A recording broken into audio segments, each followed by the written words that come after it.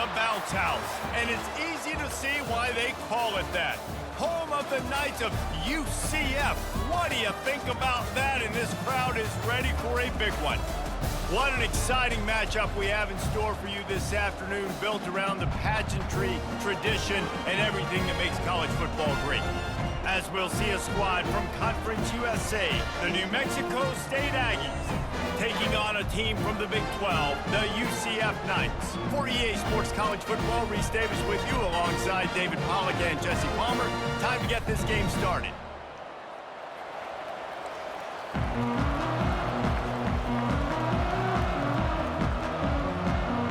New Mexico State will kick it off and will be underway. Here's the return from inside his 10. He was looking for more running room, but none to be found as he stopped at the 23. The Knights offense is on the field for the first time today. And there he is. When you have a guy like this, you don't mind building your attack around the running game, guys. And he's a grown man. There's no doubt about it. This offense runs through him. Everybody gets their emotion, and everything is built on him and around him. And everybody knows this guy's going to touch the football, and still, defenses can't stop him. He can run through tackles and make big things happen. The Knights want to pick up the tempo.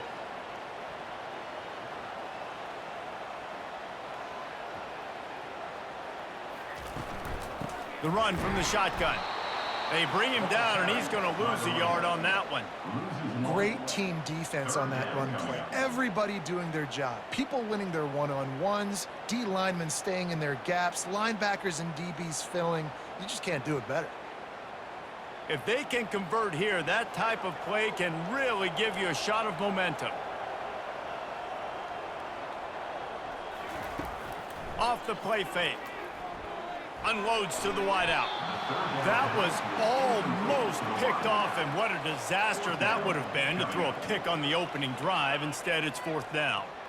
Well, they try to throw for it there on third down on the opening drive of the game. They don't get it, but let's punt the ball away. Let's trust our defense. And, guys, let's also trust this home field advantage and the crowd to get loud and make it real difficult on our opponent.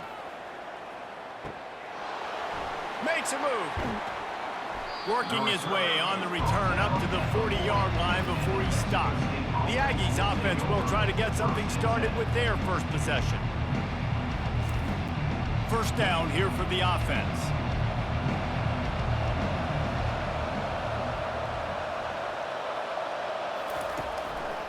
From the gun, they'll try the middle.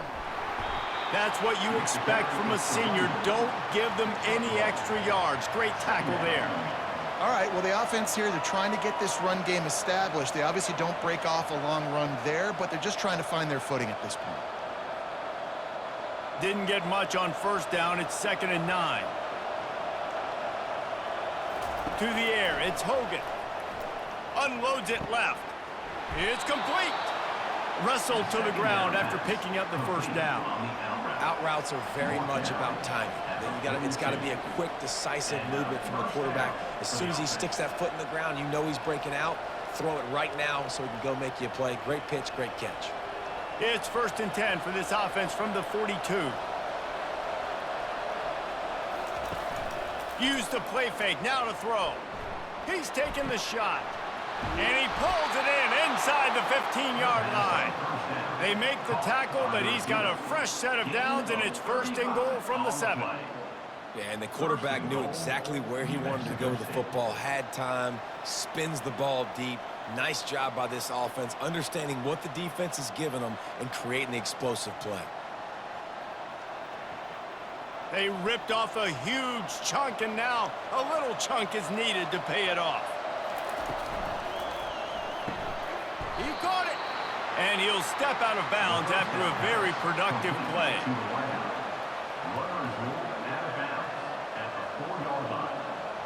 Brings up 2nd and goal. They've pushed it ahead to the 4. They'll try to cash in on 2nd and goal. Here's the handoff. And he's going to take it to the house. Touchdown, Aggies! precision blocking up front, created the open lane, and the running back followed it beautifully. Yeah, it's pretty easy to follow an offensive line that makes those holes and just gives you a caravan all the way to the end zone. What an unbelievable job blocking up front.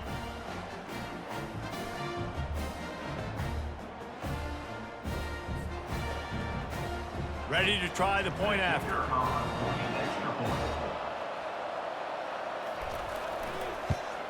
And with the extra point, they get the first 7 of the game. A very efficient 5-play scoring drive. And they finish it off with the score from the 4. About to kick it away after scoring the touchdown. He'll start the return inside his 5. Not a lot of space to be found. Good hustle by the coverage team, and they stop him at the 21. Now the UCF offense ready to go back to work. They'll go to the toss. And the defense holds firm. No pickup at all on that play. Man, nowhere to run on that play at all. About all you can say is do better. But that's the problem. Are they able to do better? And that's why you keep trying things, right? Keep trying to get on the perimeter, running up the middle, try different things to see what you do well.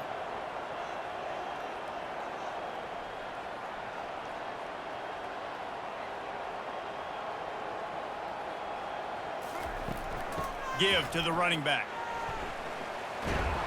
And he's able to bounce off one tackle for a solid pickup. And I love this because you got second and really, really long. And what's the idea of the offensive coordinator? Get third and manageable. Nice job getting the run. Not only a positive run, shoot, you almost got the first down. Now you're set up for good success on 3rd down. The Knights want to move quickly.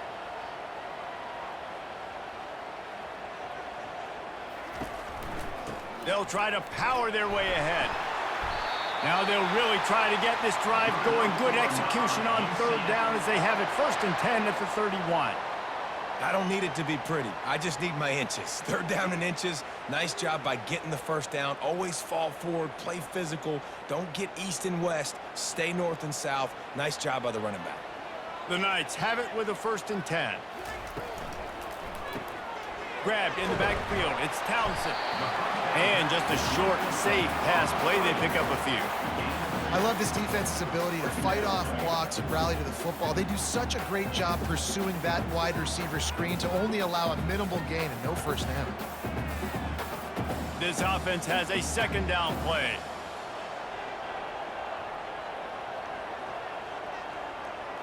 On the move, it's Jefferson. And the pass is incomplete thanks to a big hit.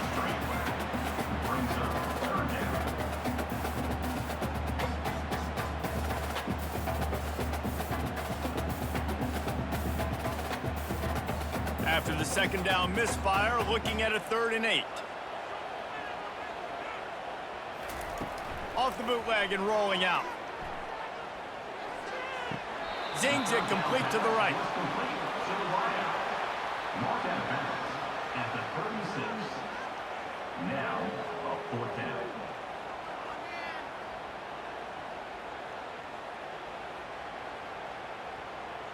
Number 4, on to punt it away.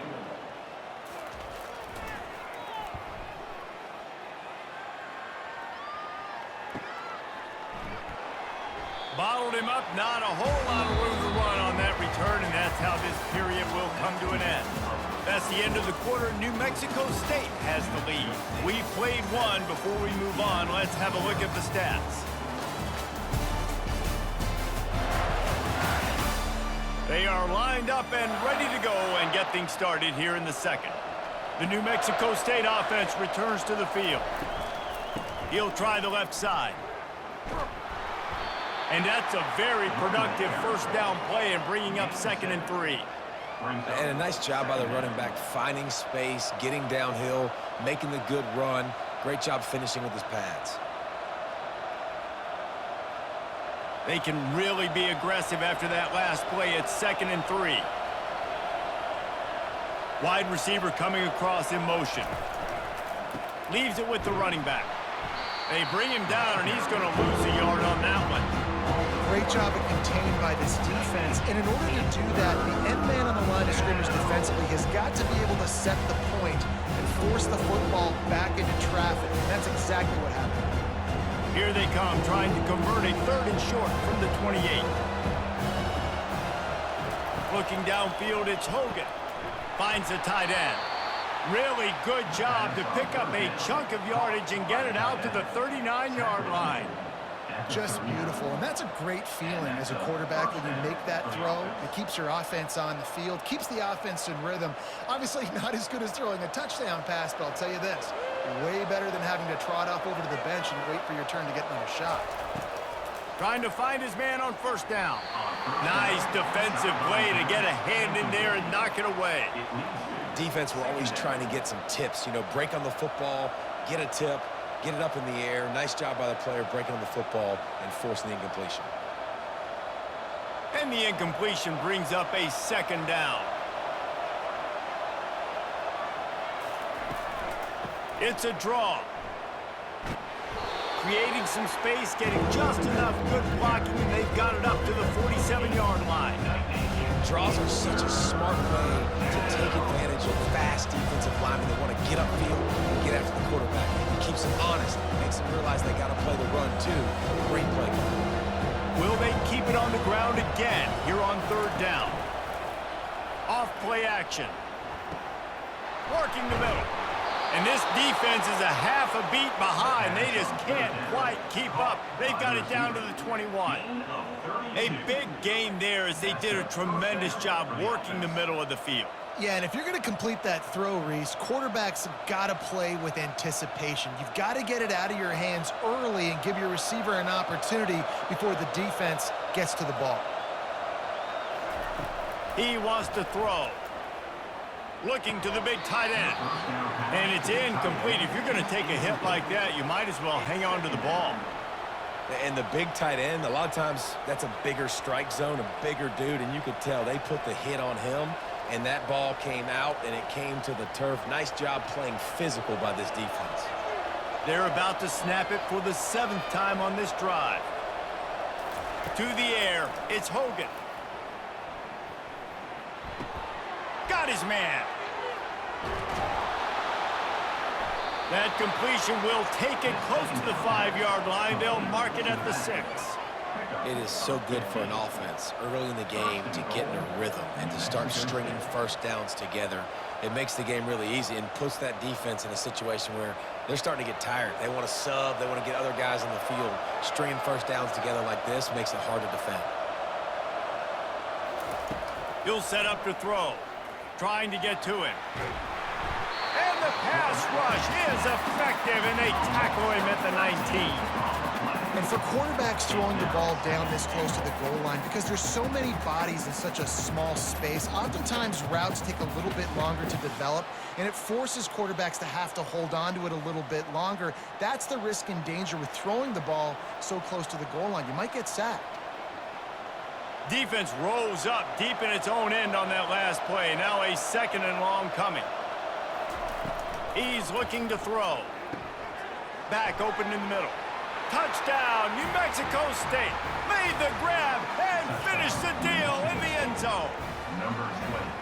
Now that's the way to bail out the rest of the team. Start with bad field position, put together a drive anyway. And very confident. You could see the quarterback just had a bit of a swagger, Reese. He was like, look, all right, we're starting deep in our own end. Special teams didn't help us out, but we can fix that right now, fellas. And they went out and looked so good on that last drive.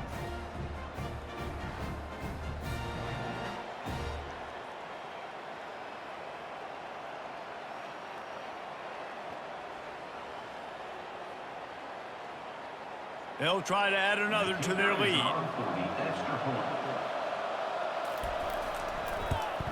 And the extra point pushes the lead to 14. That makes the score. New Mexico State 14, UCF. Almost ready to kick it away after scoring the touchdown.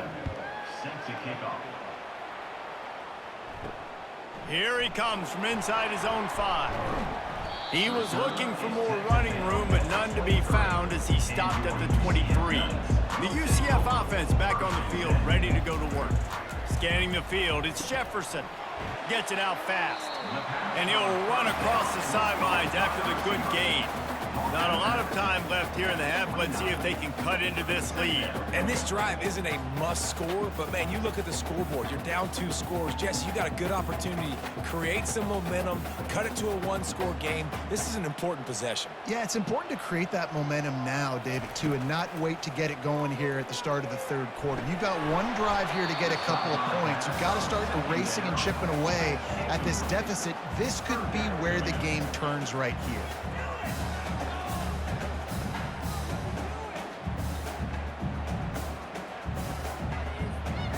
They'll try to muscle their way forward on 3rd and short from the 29.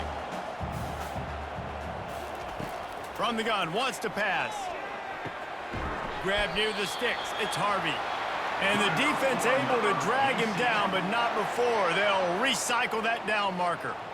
There's got to be a sense of urgency for this offense right now. They're trailing. They're going to be kicking off to open the second half. So they need points. They need to go tempo. Maybe that last first down gets them a little bit of confidence. They'll rush to the line. Clock stopped for the first down. They'll set the chains and wind the clock. He's going up top. And that incomplete pass caused by the big hit on first down. Second down coming. You got to give the defense a lot of credit, man, because they've come into this hostile environment and they've quieted the crowd down with some of the plays they're making. They've got a nice lead right here, and they're making it hard for this quarterback to go to work. After the missed connection, it's second down. They're going to throw it again. Working on the right. And they get him down at the 43, but this is the kind of explosive play you want to build on.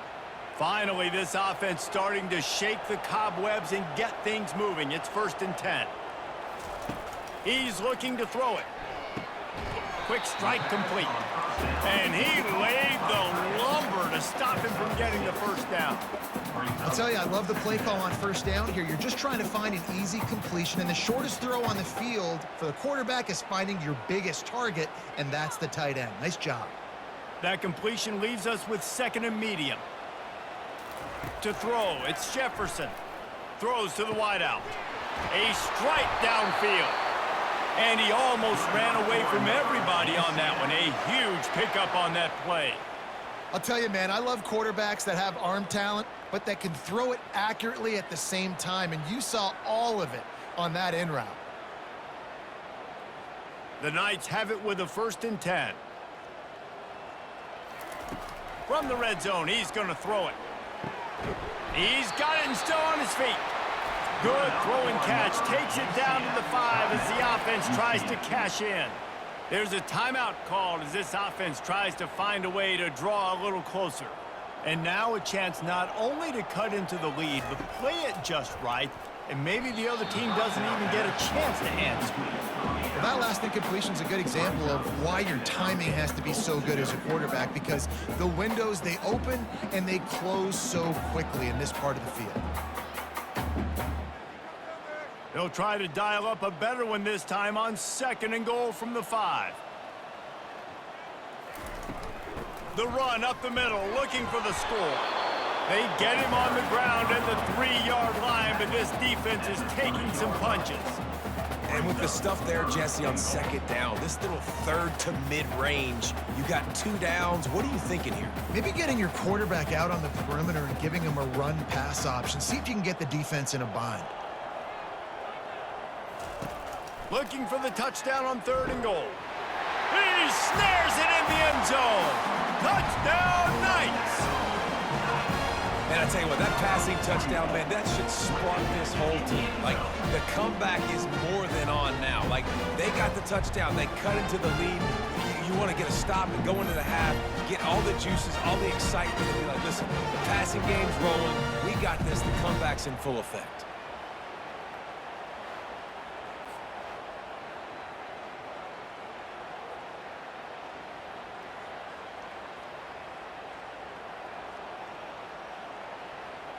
PAT unit on the field.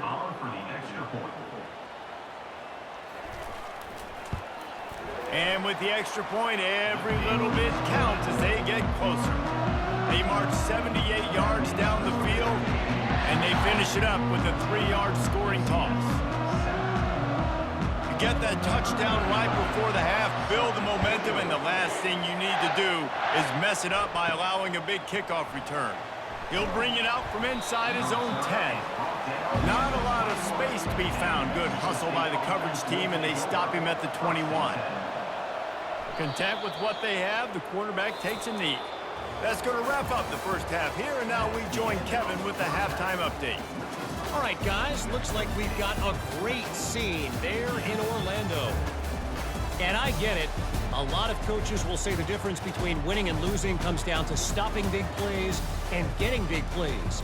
But if you ask me, it's more about how good you are on third down and how efficient you are in keeping drives alive. Those two stats can help you break the will of even the best defenses and help you come out on top. With that said, let's send it back to the guys inside the bounce house. The Knights will line up to kick off and start the second half. On the move from inside is 5. And the coverage team gets the returner on the ground. The Aggies offense will have another go at it. They got plenty done through the air in the first half, and we'll see if they even need to look for balance as we start the third quarter. Well, and I think defensively, you understand, like the running game isn't a big part of the plan. I wonder how they adjust and play more coverage to this pass-happy offense. Yeah, so you're going to have to be ready if you're a quarterback then. You're probably going to see some different coverages. You might see a little bit more blitz in the second half as well, so you have to know where your answers are. Lining up from the 34 on first down. Going to the ground. They bring him down, and he's going to lose a yard on that one. Yeah, when you get penetration by that defense right away, and there's no way to cut at all for that back, he gets destroyed right away. No way that play was going to be successful. Way too much penetration. Lost one on that last one. It's 2nd and 11.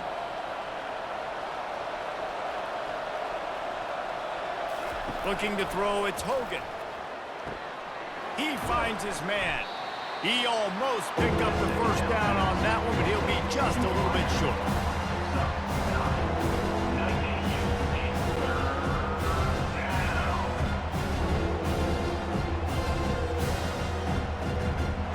They have it at the 43, 3rd and short, trying to avoid making a decision on 4th down. They'll try to pick it up on the ground.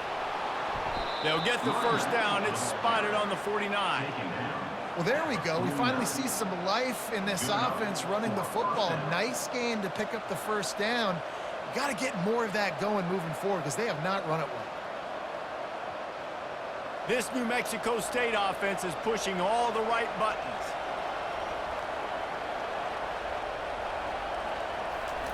Quick pass on the fly motion. The defense wouldn't let him loose, and even though it's a completion, they lost yardage. Got to give the defense credit. Watching film, anticipating. They knew that this offense had this play in their back pocket. They knew about the speed of this wide receiver and different ways they were going to try to get him involved. Everybody on defense on the same page, playing together. I love it. The give to the back. He's dropped behind the line of scrimmage. That'll be a loss of 3. You know, the runner just has to have a little bit more patience and bounce that thing outside a little too early, and as a result, lost yards. Now trying to keep this drive alive on 3rd and long from the 45. Looking to throw, and he needs a chunk play. Using the back as a receiver on the screen. And he's not going to make it. The defense denying him the first down. You got to love that on defense. One of the most critical statistics out there is how do you play on 3rd down? How do you prevent the opponent from keeping drives alive? Right there, tackling the catch. You gave up the completion. What do you do? You set up 4th and long. You're going to get the ball back. Go get some water and celebrate. What a terrible, terrible shame. UCF has it once again. What do you think about that? Man, what a drive last time for the touchdown. That passing attack was lethal, David. Yeah, and you know, you hear all these stupid commentators like me and Jesse talking about create balance, run and pass. No, when you throw that good, spin the ball around. So the defense has to find a way to affect the quarterback on this drive because last drive he had way too much time to throw. The Knights in the hurry up.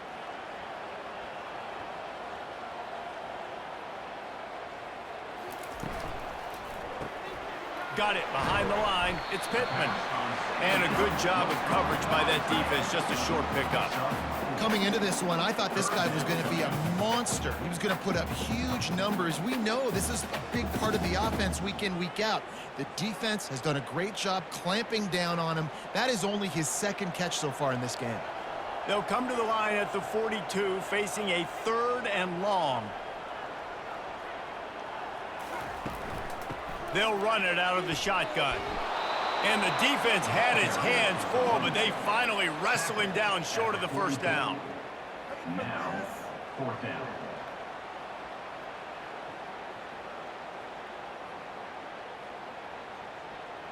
The Knights will line up to punt it away. In punt formation to kick it away.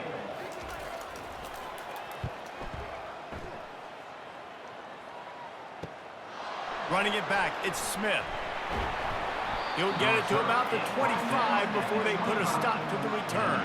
The New Mexico State offense returns to the field.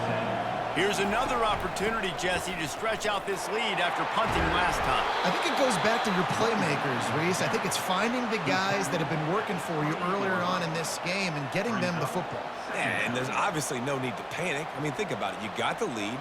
You got the football. You got to be smart with the football, make your plays, put a good drive together here.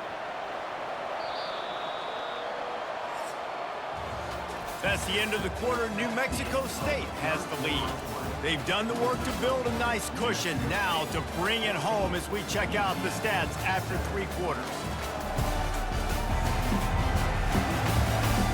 One more period to go to see who can make the winning plays and come home with the victory. Now on 2nd down. Running back searching for a hole. Defense there to stop him after a 2-yard gain to the 31. And how about this offense, man? Being able to succeed, still winning without their bell cow, without their star being their star. This offense has not had a great game on the ground, but they're still in the lead. Let's see if they keep it on the ground here on 3rd down. Looking for a man. It's Hogan. Just a short pass to the tight end. And they'll get it to the 39-yard line, and they'll move the chains. Boy, the defense really needed to get off the field there, and they just couldn't do it, and it's a fresh set of downs. Man, that hurts. When you're trailing late in the ball game, you need those stops, and you get them to 3rd down. You get them to those critical points. Now they get the 1st down. You don't have many left. You better get aggressive. Touch pass on the jet sweep. And this one will be stopped for no gain. The first thing you have to do to make these plays successful offensively is I have to block the edge. I got to get my speedster in space. They didn't do a good job of getting that guy out there in space where he could really use his jets. Nice job by the defense understanding it, seeing it, rallying to it, and tackling that guy for a loss. On 2nd down, they'll take to the air. Quick completion on the out. Finally run out of bounds, but he has this offense rolling with a 1st down. And a big key on that throw to the slot receiver, guys, is putting the ball out in front. The location of the throw is what helped that guy get extra yards after the catch. The Aggies are on the move.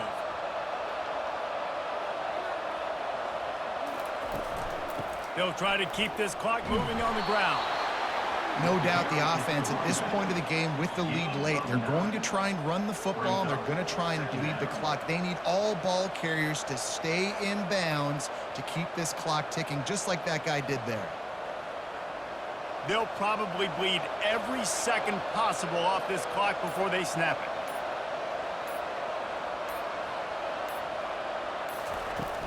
The play action fake. Fires to the tight end. He stopped at the 32-yard line, pick up a 5 on the play, and it'll be a 1st down.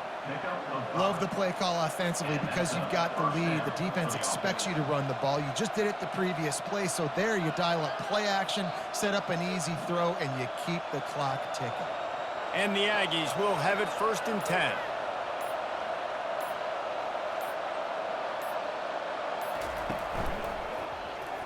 Fires to the right. What a job to lay out and make the catch.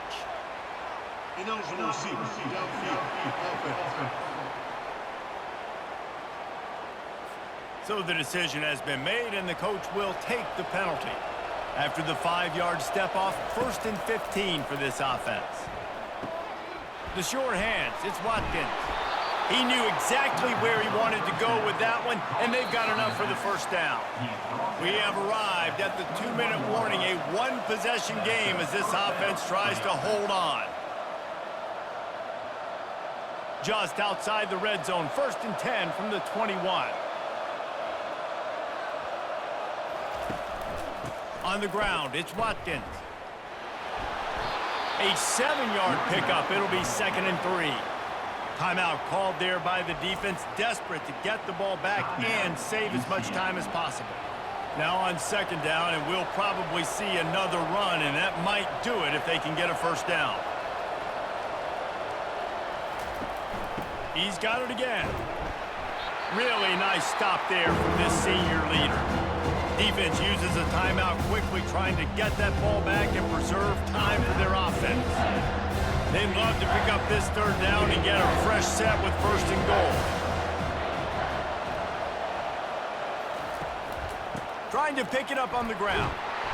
That just never had a chance as they controlled the middle of the field and stopped him in the backfield on 3rd down. That linebacker was a heat-seeking missile, and the heat that he sought was the ball carrier. Great job, great field. Linebackers are making all the calls in the defense and understanding when I need to come through that gap and come through with bad intention. Those guys are usually 245 pounds of heat-seeking missile.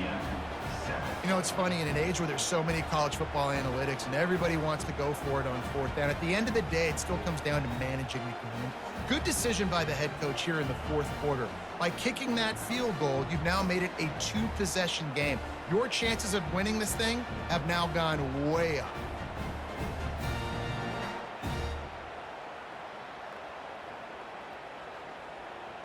After putting up a 3-spot, the kickoff unit set to go. He'll bring it back from inside his 5. Nice job executing all of the assignments as they put a stop to that return at the 22. Now the UCF offense ready to go back to work. To the air on 1st down. He's got it. That's the kind of play that can really get you going as they get it out to the 36. And that's a really good example of why offensive coordinators script plays. You know the down and distance, and you know which routes can get you to the stick. So there's no wasted time. That coordinator got the play in early to his quarterback, knowing that his players were going to be able to execute. Wants to throw. It's Jefferson. They get to him as he throws. Finds a man on the left. And they finally get him stopped, but it's a big throw and catch, and he's down at the 5. After giving up that big shot defensively, how confident are you calling that coverage again? You're now on your own end of the field, and now your backs are against the wall. They'll hurry to the line with the clock still running.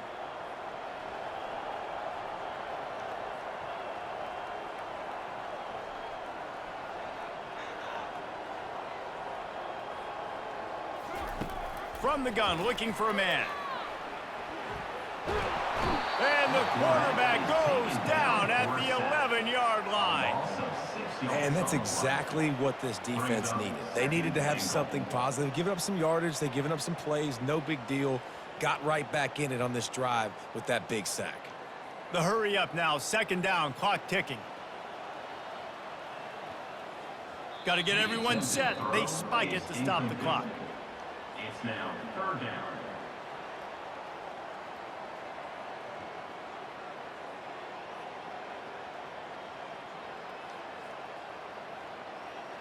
If they can get it in here, we could have a thrilling end to this game. It is 3rd and goal. Lets it fly to the end zone, and it's picked off. That should be the nail in the coffin. What a great break on the football. Getting the big turnover. You got the lead. Now just go out there, be smart on offense, and run that clock.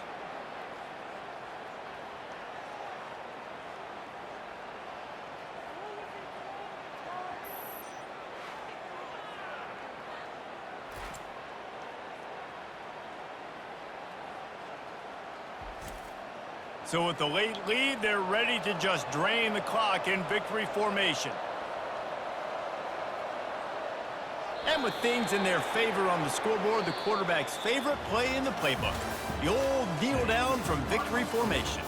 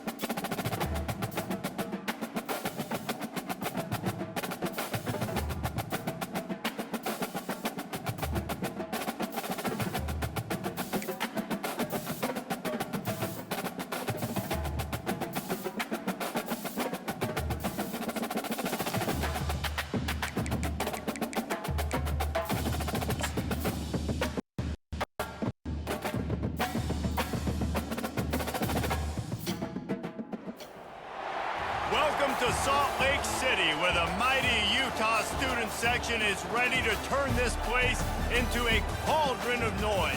Rice-Eccles Stadium, home to the Utah Utes. Today, we have one of those games that tests your focus. Top 25 team against an unranked opponent. Can you take care of business? As we'll see a squad from the Sun Belt, the Appalachian State Mountaineers, taking on the 12th ranked team in the land, the Utah Utes. For EA Sports College Football, I'm Reese Davis, joined here in the booth, as always, by David Pollack and Jesse Palmer. Guys, let's tee this one up. The Mountaineers will kick it off to get us underway. On the run from inside his own 5. Nice job by the kickoff team. Everybody stayed in their lanes, and they'll stop him at the 16. So the Utah Utes offense takes the field for the first time today. And here he comes, the guy who pulls all the strings in this attack.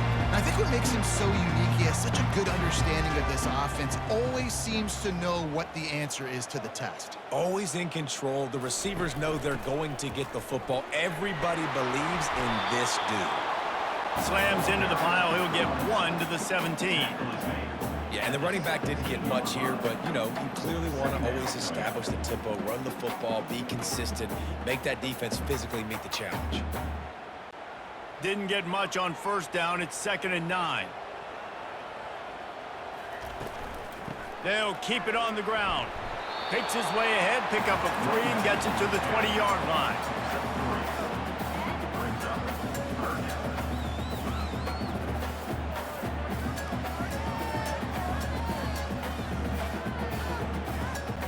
Third and 6, and they'll need a big play here on this opening drive. They'll try to pop the draw. And a really nice run and pick up there before the defense avoided disaster and stopped the really big play. And I think on that last run play on 3rd down here early in the game, they're making a statement that we believe we're the more physical team and we're going to run the football even if you know it's coming at you. Nice job. They've got the ball at midfield. I expect to see more run plays coming up. Movement here from the tight end. From the gun, running back on the move. Finds his way for 3 out to the 33. And that's a really nice play. It's impressive. When it's first down and the defense thinks you might be running the football, you still can line up. You can get some movement at the point of attack and find a little crease for your running back. After the 3-yard pickup, they come to the line, 2nd and 7.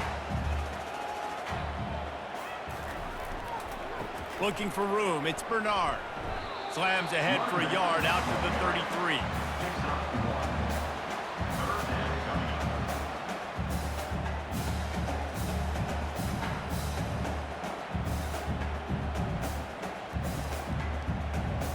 Line is set on 3rd down.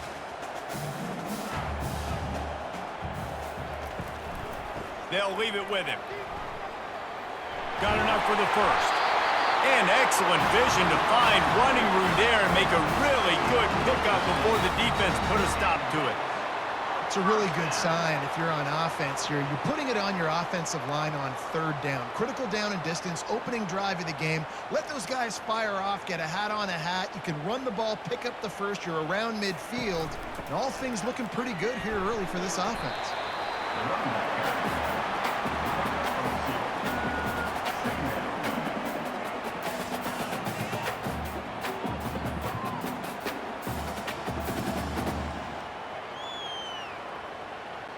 Picked up 2 yards on that last one. They need 8 on 2nd down.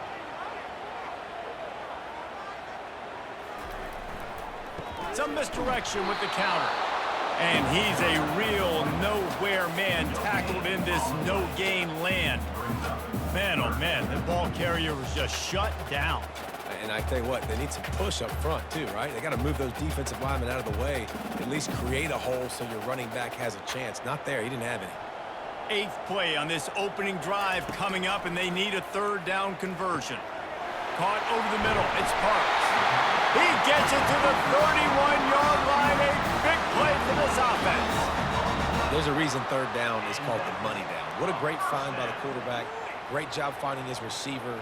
At the end of the game, you look at third down percentages, it tells a huge story, and it goes a long way in deciding who wins a football game. And the Utes getting set on 1st and 10. Give to the back. And maybe they want to try somewhere else because there is nothing doing in the middle of this defense. That's a really good stop by the defense. Jesse, they need a few more. You've given up a bunch of yards on this drive and a bunch of plays, but all that matters is keeping them off the scoreboard. Yeah, it's that bend, don't break mentality you're seeing right now, and this is the point where this defense has just got to lock in. They'll run the option. They make the stop, but there is a flag on the field. We'll see what that's all about. Hold it, open. They say you could call holding on every play. Well, they did on that one. From the gun, running back gets to give. And a good, solid pickup before the defense cuts him down. Just a simple power play. Power football. Be strong, be big, be physical. Make it a fourth quarter game. Make them feel you. Keep them off balance. Time winding down in the quarter as they come to the line.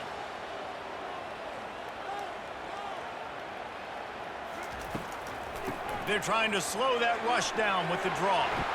And after the tackle, that will bring us to the end of the first quarter. Well, I don't think the defense was expecting run on that one. They were all back in coverage expecting pass, and here's the running back who breaks through the line of scrimmage, and they just didn't rally fast enough to the football. They make the tackle short of the first down marker, but there's a good chance they're going to be staying on the field here on 4th down. They'll try to start the second quarter by putting points on the board with a field goal. Splits the uprights right down the middle. And it has been a defensive struggle to say the least, but finally scoring. We've got a field goal on the board.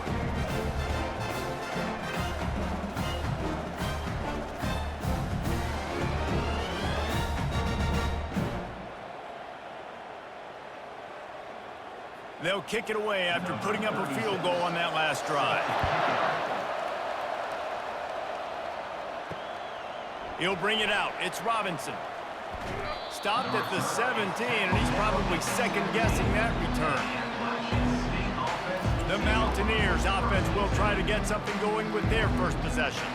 And the spotlight in this game will undoubtedly be on these star wide receivers, David. I mean, they're featured, Reese. Like, these guys are going to touch the football a lot. These offenses are built to get them the football, to make plays. We're in for a few catches today, Paul. We sure are. When you can get open like these guys can, when you have the speed to take the top off of the defense, you know you're going to see a lot of explosive plays today. After the incompletion, it's second down.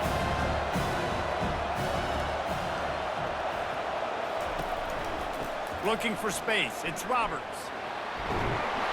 They finally make the stop, but the big run is plenty to move those sticks for the first down. You ain't getting by all these guys right up the middle unless your offensive line and your tight ends and everybody is putting in the work up front, committing to blocking. The running back does a great job finding the hole, exploding through. How about that nice, big, huge game? If I'm the OC, let's call that one again.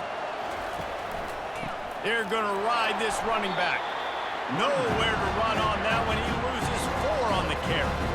Man, what a play by that defensive lineman. You could say he was channeling his inner power. And that's what defensive linemen do. Big, fast, one of the most athletic players on the field, getting to the backfield. Just beautiful. You know, you could have shown a little humility there and said, "Aw, shucks," or something. Aw, shucks, or something. Caught in the backfield, it's Robinson. And the defense had that one well covered, just a short game there. I know, everyone's yelling, like, you didn't get the first down, we need more yards. But if you think about it, nice short completion, sets up a third down. And guess what? Nowadays, 4th down, green light. We're going to go for it anyways. This crowd trying to make life miserable for this offense. On 3rd and long, he's going to have to throw for it. He's got an open man. And he was loose and out the gate and doesn't go down until he gets to the 48-yard line. Well, we know this guy is special, and because of that, his quarterback is looking to him on critical down and distances. There on that 3rd down, there was no question. It wouldn't have mattered if he was single covered, double covered, man, zone. That's where he was going with it. and the big-time playmaker outside picks up the first. Grab behind the line. It's Robinson. Didn't pick up a lot there. Moved it forward just a few. It's hard to have success on wide receiver screens when you're facing press man coverage because your blockers out front oftentimes can't pick them up, and that receiver gets gobbled up as soon as he catches the pass. You saw it on that last play. And here comes the offense on second down.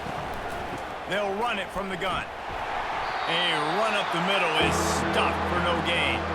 What a great play by the linebacker. You talk about filling a hole. Defensive line does their jobs. He comes in the hole and says, sit out, sir. Decibels rising as the crowd gets behind this defense on third down. Back to throw, it's Aguilar. It's complete to the left. And I think that completion is as good as a first down, right? Because you set yourself up now in 4th and inches. Quarterback sneak's going to get it done. You can keep this drive alive.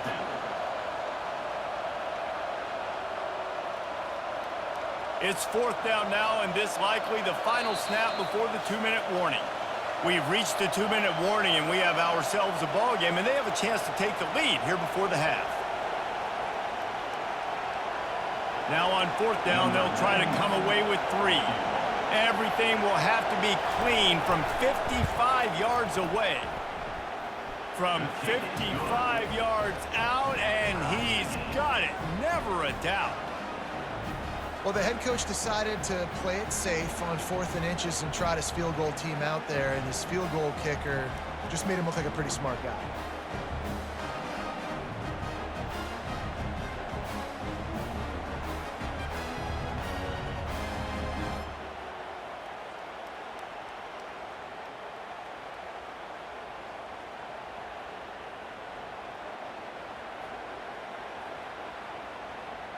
All tied up and just about set to kick it away. Set to advance on the play. And it'll come out to the 25. No attempt at a return. The Utah offense returns ready to go back on the attack. Guys, that last trip a little disappointing having to take the 3. Yeah, and I think, Jesse, you see so many offenses talk about getting yards and the tempo and all the stuff they do. It was a nice job moving the football, but they got to get in the end zone this time.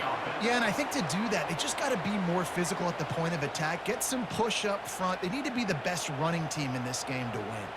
The clock is not their friend. Got to get everybody to the line quickly.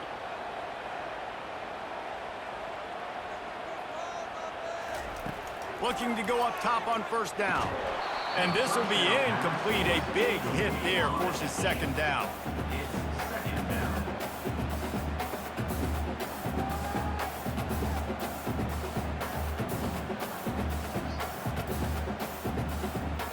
Couldn't make the connection last time. Let's see if they throw it again. Back to pass. It's Rising. And he's got his man on the sideline. He'll come up a little short of the 1st down. Well, the offense trying to attack the perimeter of the field in the passing game. And how about the sweet feet by the receiver on that play? Who doesn't like a little dash of the arts with their football? A little ballet moment there. 3rd down coming up after that completion. They'll try to get the first through the air. Got it in the middle. It's Keefe. And the defense makes the immediate tackle, but he has enough for the 1st down. Well, in that down and distance, the quarterback's got to get rid of it so quickly, right? He knows the defense is going to be bearing down on him, so a nice job catching the gun snap and then turning and pivoting, getting it out of his hands quickly and accurately to pick up the first. Wants to throw on 1st down. Grabbed over the middle. It's Keefe. And he's knocked down immediately, but not before he moves the chains. And a really good job by the quarterback being very decisive. He saw his matchup, he went for it, he attacked it, got the positive gain. I would say he's going to find that guy a few more times today. The Utes with the 1st and 10. Looking to move it through the air. Fires to the wideout. Tremendous awareness along the sideline and the ability to get the foot down for the big pickup. Throwing the comeback looks like such a simple throw, but the timing is so important. And as a quarterback, man, this is all about trusting your guy. You know exactly where he's going to sit it down. You anticipate it. You throw it. You know he's going to come back and make that play for you. They're trying to get to it. They'll immediately call timeout. And nice answer by this defense. You give up a big play, you go take a big play. Sometimes you get down on yourselves and one play turns to two. Nice job by this defense getting a sack, creating some momentum. Makes the grab on the left. And they'll stop him inside the 5, but the defense is backed up in the shadow of its own goalpost. The offense calls timeout. It's the second one they've used this half. They'll go to the air on 3rd and short. And makes the grab in the end zone. Touchdown, Utes! And the QB saw it right away. He knew it. As soon as he got that football, he got it in his hands. He loved this matchup. Finding the big fella, getting the touchdown.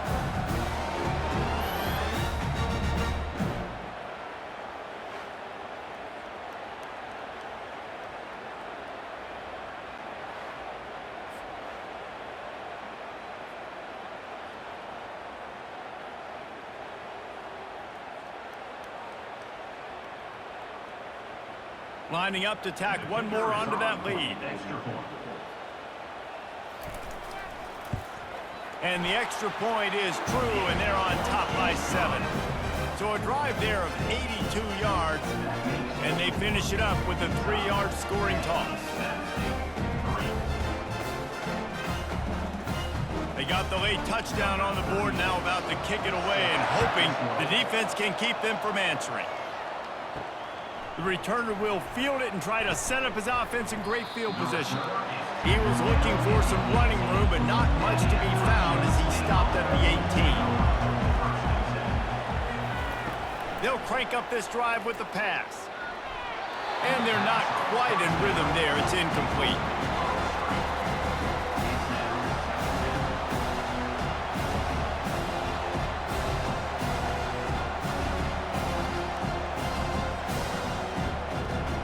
After the quarterback and receiver failed to hook up, they'll try it again on 2nd down. Back to throw, it's Aguilar. Unloads to the wideout. Got him downfield. A timeout is called as this offense tries to find a way to get more points on the board before the half. They'll snap it from the 39, 1st and 10. He's going to pass, using the quick game. Here's a timeout on the field. Tight game here late in the first half. And I love when my quarterback sees zone and knows exactly where to go with the football. Sees the wide receiver running the drag route, knows when to throw it, pulls it. And they got him. They'll get him down for the sack. Offense calls a timeout here. Critically important to make sure they have the right play call and everyone on the same page here. Better find the earplugs. Here comes the noise, backing this defense on 3rd down. Lofts one high and deep. And that one's incomplete. They weren't just trying to move the chains. They were trying to move the scoreboard. Instead, it's 4th down.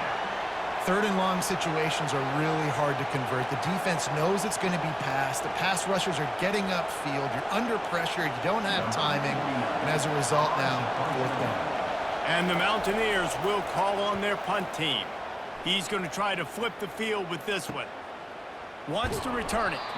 And they'll get him on the ground as the offense comes out to start the next drive. Running out of time here in the first half, they're going to have to be efficient to put some points on the board before the break. He leaves it with the back. Banging, slithering, whatever it takes to get that ball up to the 32. We played 2 quarters here. Time to go to Kevin Connors in our halftime update. All right, guys, a delightful first 2 quarters today from there in Salt Lake City. And it's been said football is a game of inches. And guess what? Based on the comparison between 3rd down conversion rate today and the average yard per play, how can you argue that? I mean, the low-lying fruit is to look at some of the explosive plays we've seen in panic. But really, this game is going to come down to which team is more efficient when they have the ball and how they play when it matters most. And with that, let's send it back to the fellows at Rice-Eccles Stadium. just about set for the second half kickoff.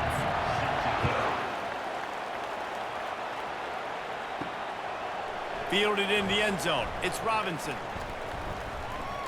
Gets it out to the 20, about 5 yards short of where he'd be if he had just taken a knee in the end zone.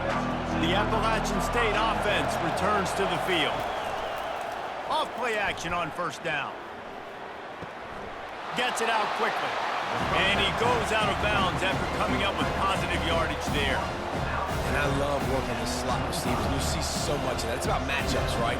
I can put a fast guy in that slot, maybe get him matched up on a linebacker or a safety. I like working those guys in those matchups.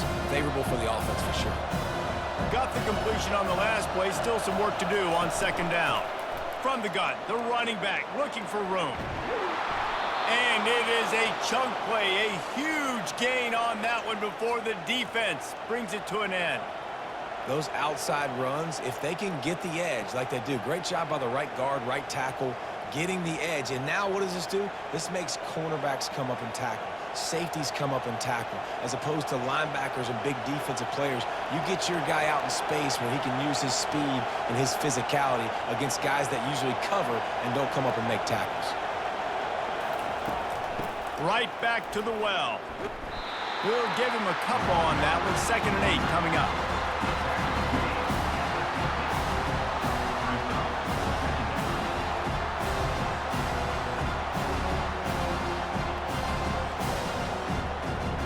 The Mountaineers moving quickly to the line. They'll try the right side. That's what you expect from a senior. Don't give them any extra yards. Great tackle there.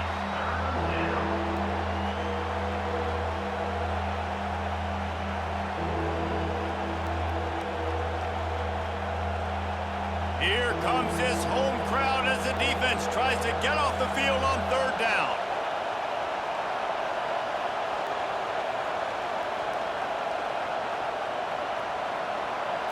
Back to throw, it's Aguilar.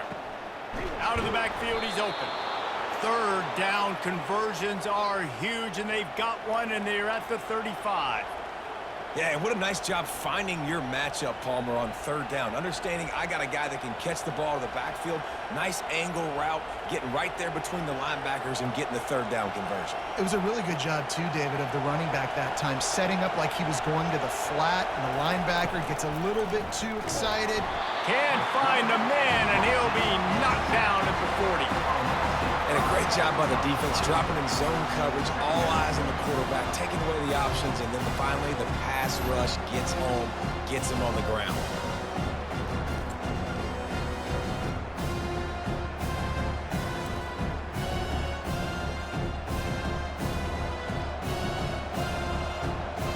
They'll try to keep that sack from wrecking this drive here on 2nd and 15. He's looking to throw. Got his man down the middle. Good, solid tackle. Second down. Caught by the receiver. He's brought down.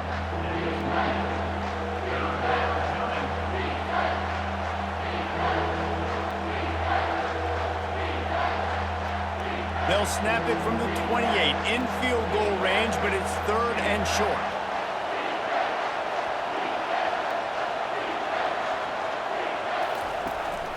They'll try to move the chains on the ground. Fights his way for a couple, but stops short of the marker. It's 4th and 1. And I think you run the football on 3rd and short, even though you haven't had a lot of success running the football today, knowing I still got 4th down. Analytics world, right? We go for it on 4th down most of the time now, so let's see what they do here on 4th down. Well, they're certainly not out of field goal range here, but they want to try to pay off this drive with a touchdown. They'll go for it on 4th. Well, they just drained all the suspense out of the 4th down conversion, moving the chains easily. And that's a play the defense has got to be able to make, guys, right there on 4th down. You're in the 3rd quarter, 2nd half. You're playing at home, and it's a close game. You've got a huge opportunity to seize momentum. And you just get the feeling that that momentum is going to be a big factor here in the 2nd half. Someone had to step up and make a play, and they just couldn't get it done. They'll leave it with the lone back. Pushes ahead for a pickup of 1 down to the 13.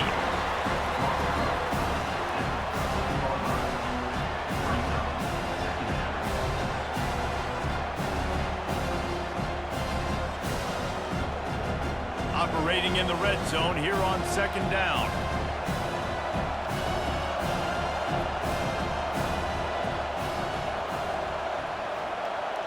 Back to pass, it's Aguilar. Got his man quickly. And not much doing there as that defense runs him out of bounds. Yeah, and you see running backs in today's football, they play wide receiver basically for you, but you got to find a guy that you can throw it to, and you know he's going to catch the ball consistently. As they get set to snap it, just about to reach the end of the quarter. From the gun, he'll try to throw for it on 3rd down. Grab near the marker, it's Wilson. Give him 6. Touchdown, Appalachian State. Timely decisions, effective play management helps them get in the end zone after that marathon drive. And every time the offense needed to play, boom, they got it. I mean, you think about it. Whether it's a small run, small pass, whatever they needed, they got it done, and they popped it in for the score.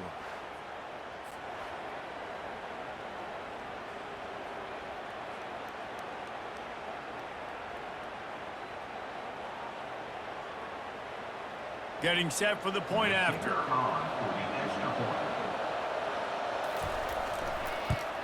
And after that extra point, we have a tie ball game in the 3rd quarter. They put it in the end zone with a 12-play scoring drive.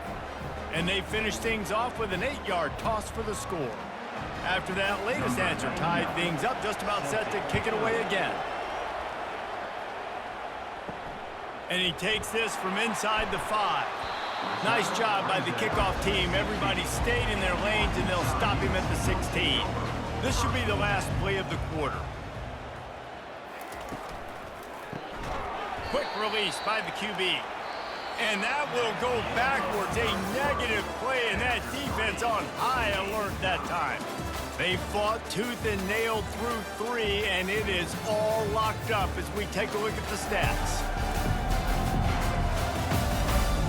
Can't wait to see how this 4th quarter is going to go and see who can come out on top in this barn burner. Gonna run it. It's Bernard. And he'll step across the sidelines after making a good gain on that one.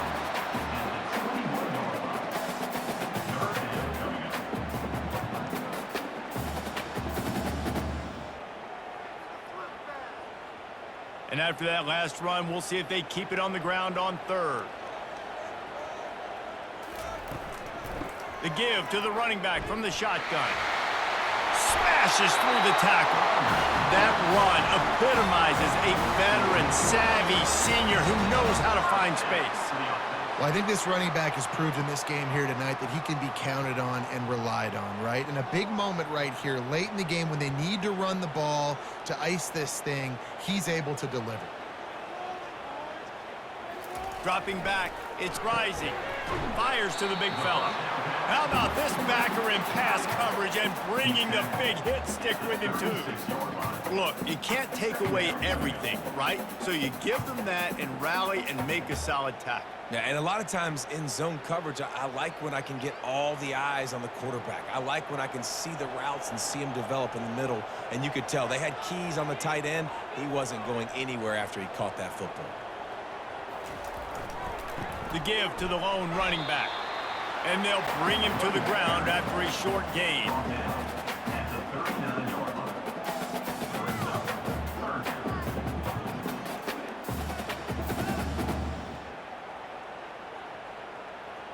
How bold will they be on 3rd down after that last run? They'll keep it on the ground. And maybe he'll get back to the line of scrimmage, but no more than that.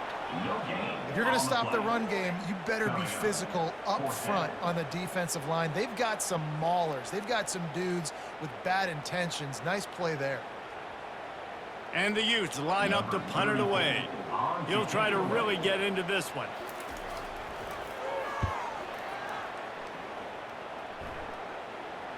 Fair catch, called for and made. Appalachian State regains possession, and the Mountaineer offense headed to the field.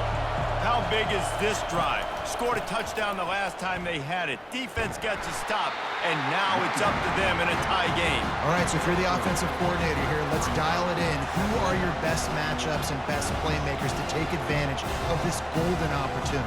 Yeah, and I'm interested to see this defense, too. Like, the momentum is clearly not in your favor. How do you get it back? How do you make a big play?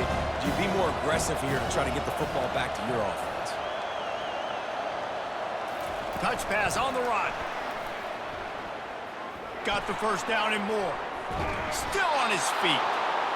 Able to work it to the 39-yard line, and that'll be a first down.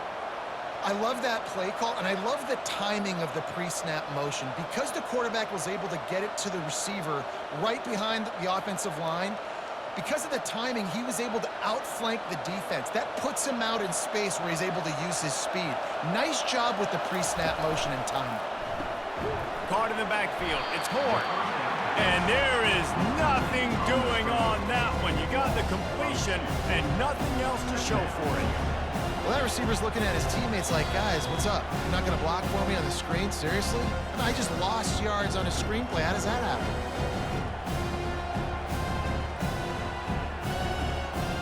After losing a couple on that last play, here's 2nd and 12. On the run, it's Aguilar. And it's intercepted. Oh, what a big play in a tie game. Bringing it back. Touchdown, Utah! And this defense coming up with points of their own. What an interception return. And at this juncture of the game, one play is going to make the difference. It's going to be a momentum-changing play. Who's going to come up with it that time, Pollock? It's the pick six to break the tie. And the defense, you're thinking, get a stop, get a stop. This is late in the fourth quarter. This is how we're going to get a win. Our offense is going to go down the field. No, they get the turnover, they force it, and they get to the end zone to create the massive game-changing play. They'll try to tack on an extra point here deep in the game. The extra point is good, and now in the fourth, they're up by a touchdown and an extra point.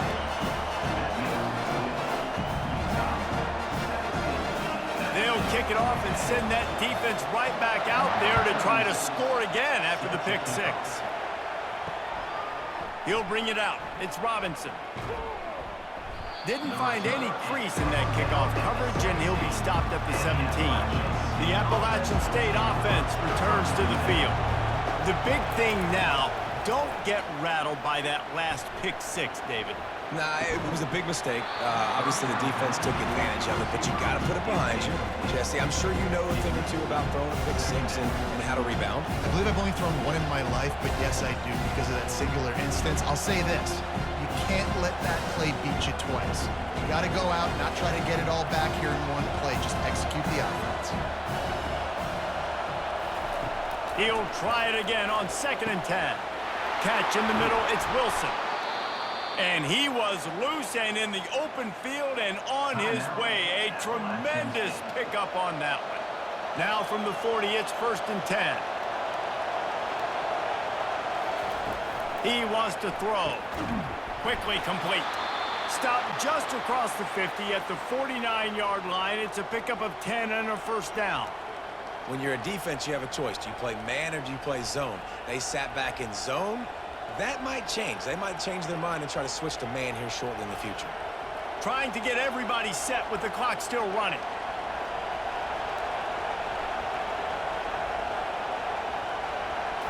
Looking to pass. It's Aguilar. Short throw to the sideline, picks up just a little. And he goes out of bounds after a nice pickup on that one. I just love the awareness there, understanding where he is. He didn't get the first down, but he gets out of bounds. He knows he has a timeout in his back pocket, so he's still putting his offense in position here to drive the field, score, and win this game. Right on target with that last pass. Now it's 2nd and medium.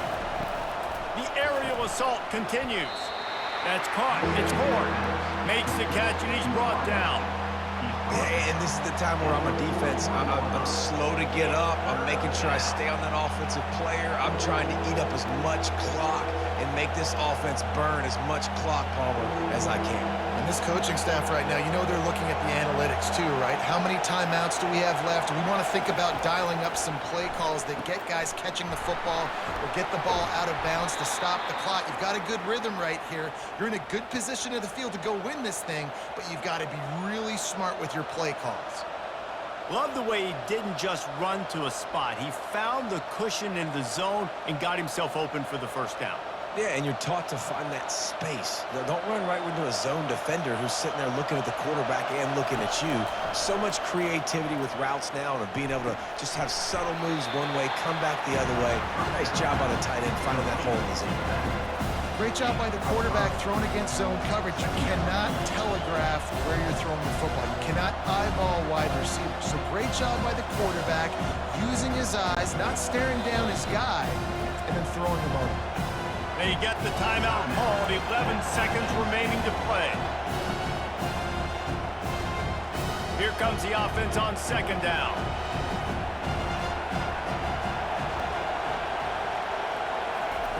He's looking to throw. A shot toward the end zone. Had it in his hands for the score and let it fall to the turf. It'll be third down.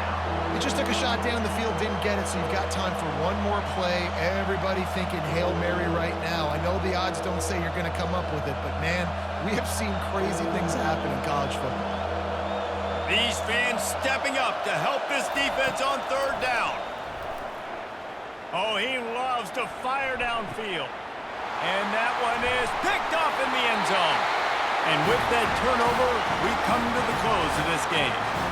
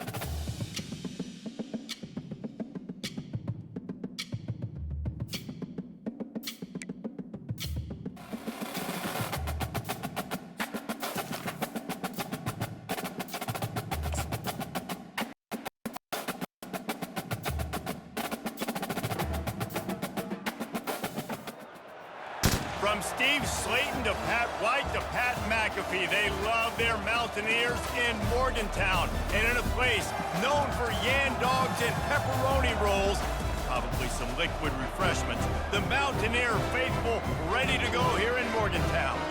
We've got a terrific matchup for you today, rich in pageantry and tradition, and it ought to be a fantastic clash. As we'll see a squad from the MAC, the Miami, Ohio Redhawks, taking on a team from the Big 12, the West Virginia Mountaineers. Glad to have you with us for EA Sports College Football. I'm Reese Davis, David Pollack and Jesse Palmer with me in the booth. Guys, we are ready to tee it up. The Redhawks will put toe to leather and we'll get started. He'll start the return inside his 5. Didn't find any crease in that kickoff coverage, and he'll be stopped at the 17. So the West Virginia Mountaineers offense takes the field. And as this star running back comes onto the field, everybody in the stadium knows he's going to get it. The defense knows it. Doing something about it is quite a different thing. Yeah, it's hard to stop him. He's hard to handle because he can do it in so many ways. And the quarterback caught up to and sacked at the 12.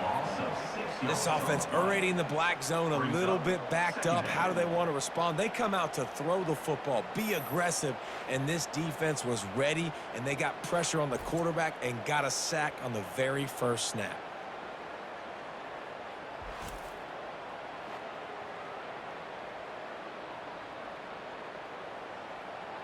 And after the loss on that last one, an all-important second down play from the 12. Gives it to the back on the draw. Punches ahead, they'll give him a yard to the 13. They're strong and they're strong. Defensive tackles, they're strong. There's such big jokers in the middle where they just lock out those offensive linemen. And running backs, listen, they don't have much of a chance. When you got that 300-plus pound guy grabbing you around the shoulder pad, you tend to go to the ground pretty quickly. On 3rd and long, he'll have to turn it loose deep. Getting some heat. And this sophomore able to wreak some havoc and get the sack. Man, you can't draw it up any better than that. First possession, force a 3rd down. You want to shut the home crowd up, sack the quarterback, create some momentum. Now you're getting the football back to your offense, probably with great field position.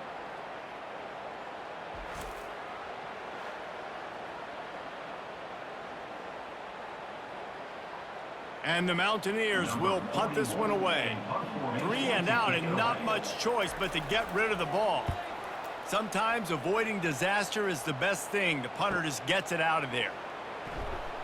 Not able to pop the big return, but they've got the ball back and ready to go with a fresh possession. The Redhawks offense has its first opportunity of the day. Looking for a productive play on 1st down.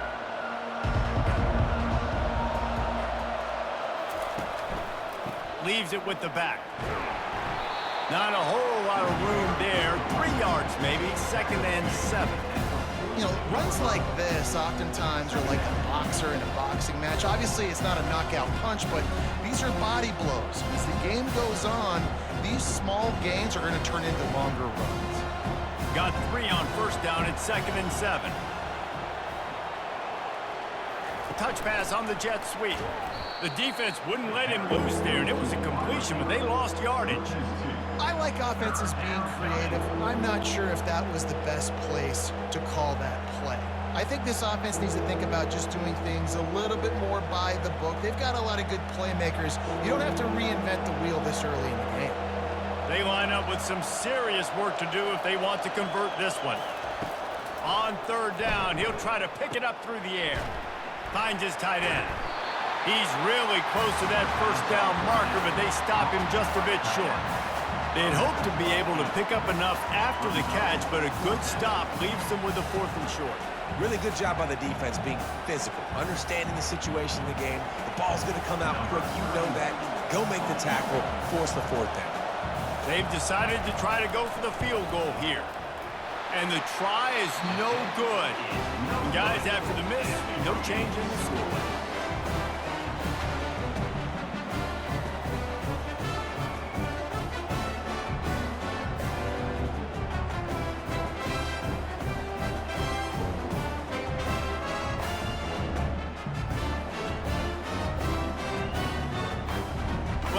Virginia has it, and the offense ready to go to work. Boy, 3 and out last time, David. They'd like to be more productive this time around. Yeah, in the last drive, nothing really clicked. No rhythm, got off the field really quickly. They need to put something together here, Brandon. Yeah, David, bad execution on that last drive, so they got to take a collective breath and start playing like a unit on this one.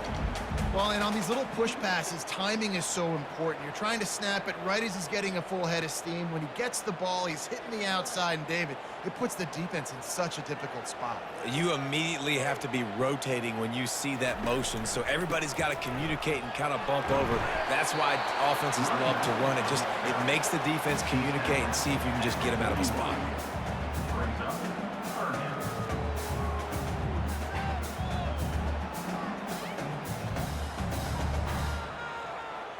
They've got it at the 41, 3rd and short, trying to keep the chains moving.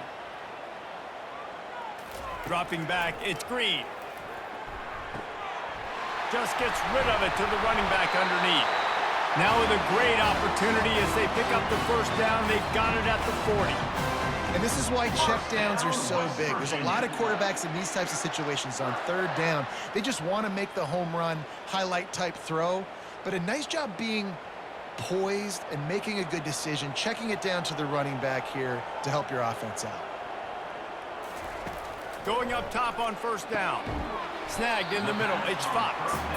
I really like the slot receiver, and I understand he's not the biggest guy in the world, but he just runs really good routes, and he's always under control. He can run option routes. He can run double moves. He does a great job cutting, and he's dangerous after the catch. Nice weapon to have work in the middle of the field. That completion leaves us with 2nd and medium. Using his legs, it's White. Squeezes out a couple of yards down to the 32. Gain of 2. 3rd down coming up.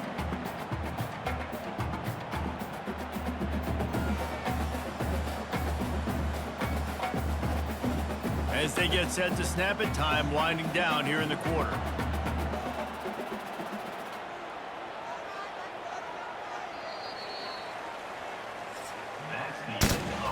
Defense has dominated the early part of this game, and the stats point that out emphatically.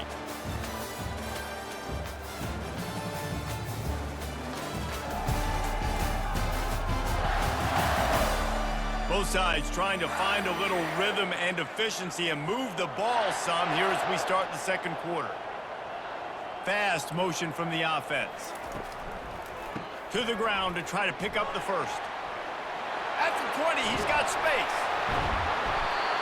That is exactly what you're looking for when you talk explosive plays. The defense finally able to make the stop.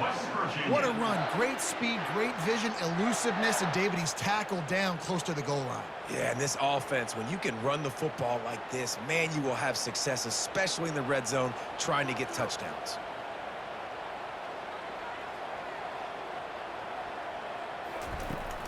Looking for a physical attack from the gun. They get him down after a 4-yard gain to the 6. Gain of 4. Brings up 2nd down.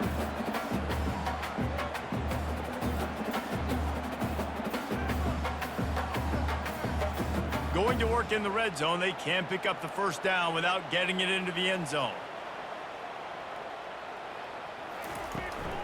They'll give it to the back. He bullies his way all the way down to the 5-yard line. Man, that D-tackle is a freak athlete. Did you see him come out of his stance and beat the offensive lineman, getting to the running back? Cat-like quickness. Boy, they'd love to pick up this conversion and go to work with a 1st and goal. Looking downfield, it's Green. The sweet feet keeping the play alive. And he'll glide his way in for the score. Touchdown, West Virginia! That's the kind of skill that makes guys stars. The improvisational skills, the blinding speed, the ability to make the big play and make defenses look silly. Just straight simple. I mean, what do you want me to do? You put a guy that's that athletic, that fast at the quarterback spot. Now you're telling me to defend the run, defend the pass, defend the scrambles. I mean, goodness gracious. I don't know what you want a defense to do. There's no stopping that guy. They'll try to add another to their lead. For the extra point. And the extra point makes it 7-0. They took it 64 yards right down the field. And they punctuated it with a 5-yard touchdown run. The kickoff team out there getting set. Number 27 set to kick this one away. Here he comes from inside his own 5. Really disciplined job by the coverage unit to get down there and make the stop at the 19. The Miami, Ohio offense returns to the field. You want to talk about taking the wind out of your sails. Drive the ball down the field and miss the field goal, David. You know what? Don't leave it up to kickers. Execute better offensively. I think you move the ball nice. You got to keep that in mind. But Palmer, I think you got to stay aggressive and don't settle for field goals. Yeah, because you got to know there's just no margin for error right now. You just have got to be able to execute at a high level. Got stuffed on first down. It's 2nd and 10. They'll run play action. Oh, he's going to try to hit him over the top. He's got it downfield for a huge gain. And they'll do more than move the chains. They'll move that thing more than 30 yards down the field before he's finally stopped. And that receiver had nobody around. That has got to be embarrassing for the defense. When you let someone that deep downfield go completely uncovered.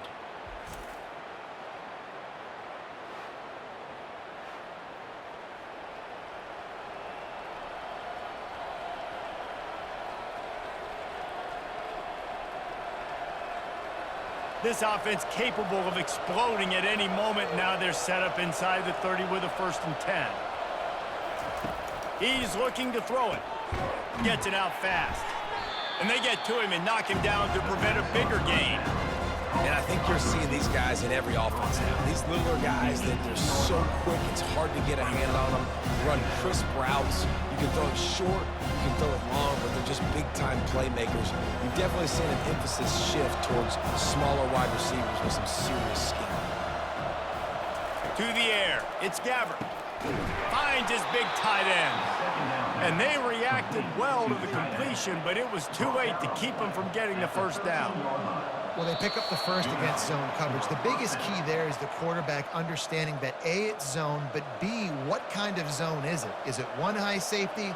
Is it two high safeties? And then you know instinctively where your best throw, where your highest percentage completion is based on what type of zone coverage it's going to be. Feeling some heat. Looking to the end zone. And that ball is picked off. And they'll close in on him after a good return on the interception. When you get in the red zone, you can see as a defense, you get into your drops really quickly and you get your eyes on the quarterback. You try to read his eyes and break on the football. It's such tight windows to throw in. Great job by the defender breaking on the ball, creating the interception.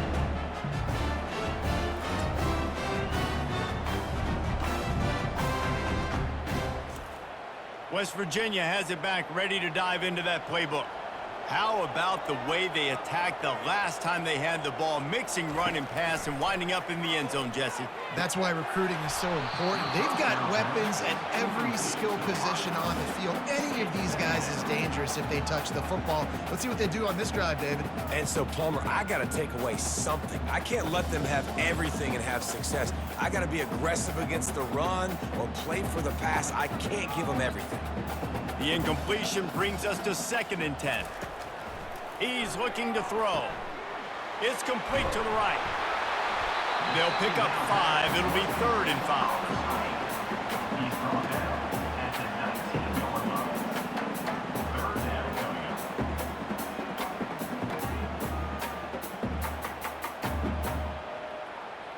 Trying to pick up a 1st down. To the air, it's Green. Takes a hit as he fires. Pulls it in. Just what they were looking for to get this drive rolling. They're out to the 35.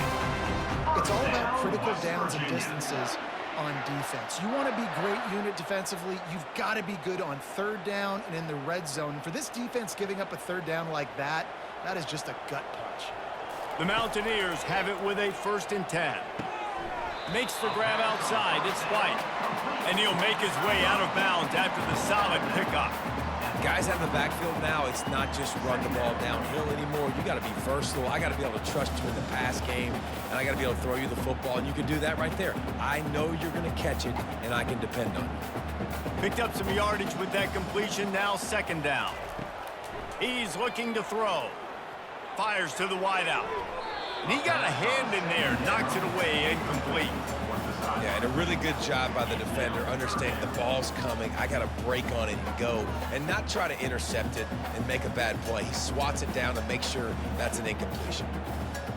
Third and short from the 44, and we might know if they plan to go for it on fourth down by what they call here. They'll try to get it through the air. Got it in the middle, it's Fox. And he was just a couple of steps away from taking that one even further after the catch. The offense will stop the clock and use one of its timeouts. It's 1st and 10 from the 44-yard line. Looking to move it through the air. Buys a little time with his feet. He'll try to do it himself. Across the 25, he's got room. And he'll finally slide after the long run. I'm not sure if he wanted to avoid the hit or he just got tired. I mean, these quarterbacks nowadays can run so fast. Think about who you've got chasing them.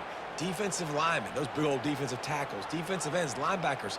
They can't catch him because they're faster than them nowadays. So much speed, so much electricity now with these guys.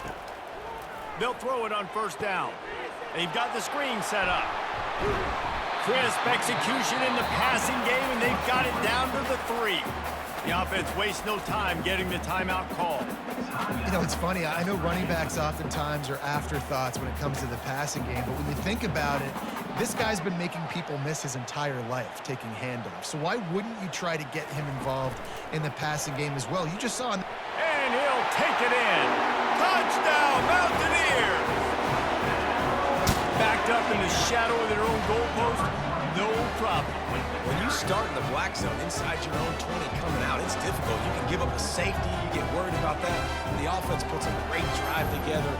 Great job executing. Great job getting a touchdown.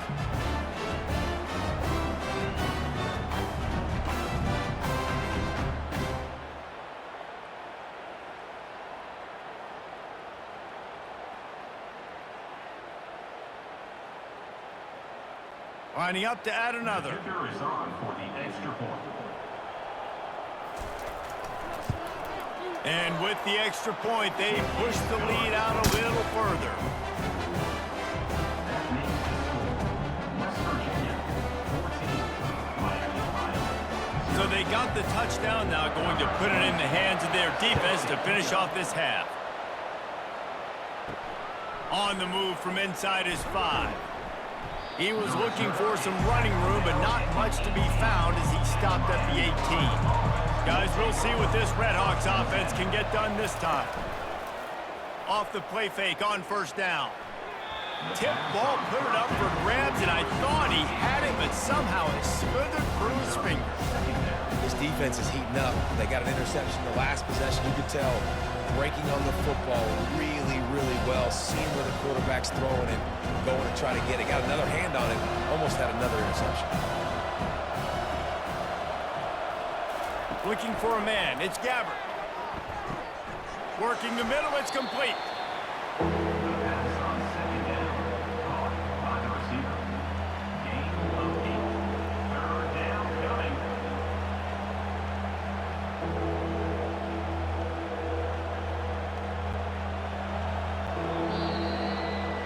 That's the end of the second quarter. That means it's time to join Kevin in our halftime update. Gentlemen, what a pleasure it's been to watch these two teams thus far there in Morgantown. And I get it. A lot of coaches will say the difference between winning and losing comes down to stopping big plays and getting big plays. But if you ask me, it's more about how good you are on third down and how efficient you are in keeping drives alive. Those two stats can help you break the will of even the best defenses and help you come out on top. With that said, let's send it back to the guys at Mountaineer Field.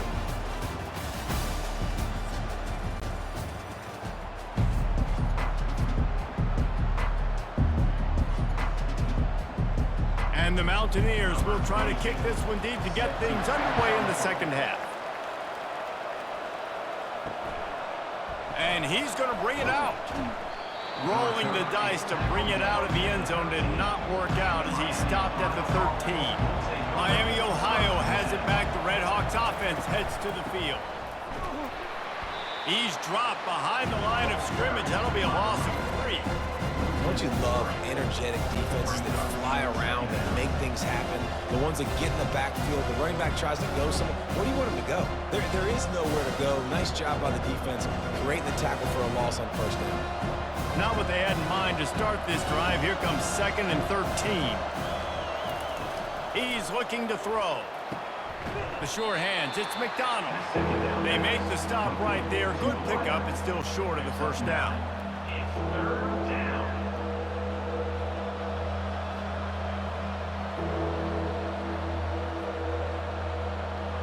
And this offense just can't afford not to get the first down here. Already trailing big, and the clock is not their friend. He's right on target. He is tackled, but it'll be a fresh set of downs. Really nice job there by the quarterback, understanding that it's zone coverage on 3rd down. You're going to have to find someone working into a soft spot, get the ball out of your hands quickly, make an accurate throw, and pick up the first. Well done. And the Red Hawks come to the line with a new set of downs. On the move, it's Gabbert. And he was hit just as he was releasing the pass, and it falls to the ground incomplete.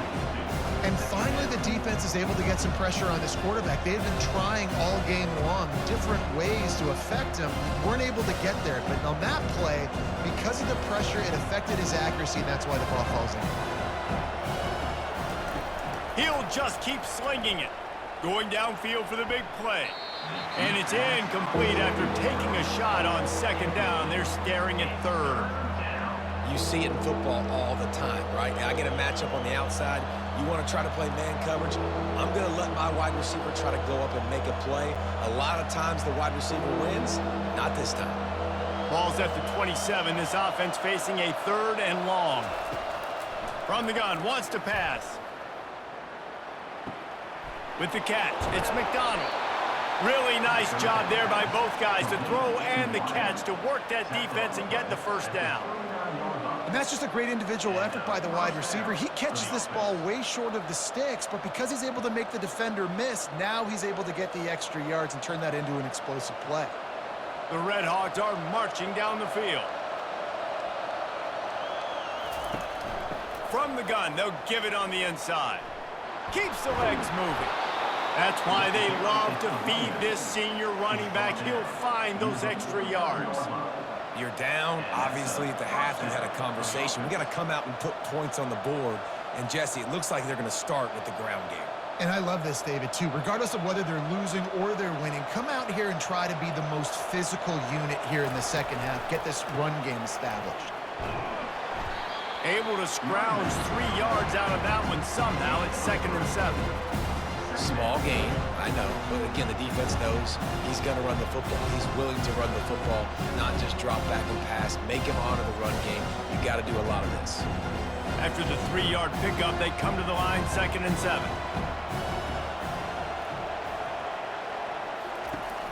Out of the shotgun, they go to the ground. Really nice run there. Good, solid pickup, and they'll move the sticks with a first down. Man, who says you can't run up the middle anymore, right? Everybody thinks I got to make big plays. I got to go way out to the left, way out to the right, way out in space. Nope, right down the middle. Nice blocking. How about the running back? You could tell the speed, the wheels, does a great job getting down the field, making a huge rushing play. He'll come out throwing on first down. And he was drilled just as he released the pass. It's incomplete. That's how you blow up the screen pass if you're on defense. You got to hit the quarterback fast and force the incompletion.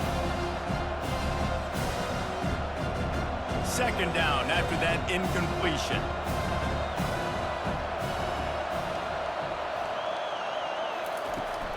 Out of the gun, the inside give.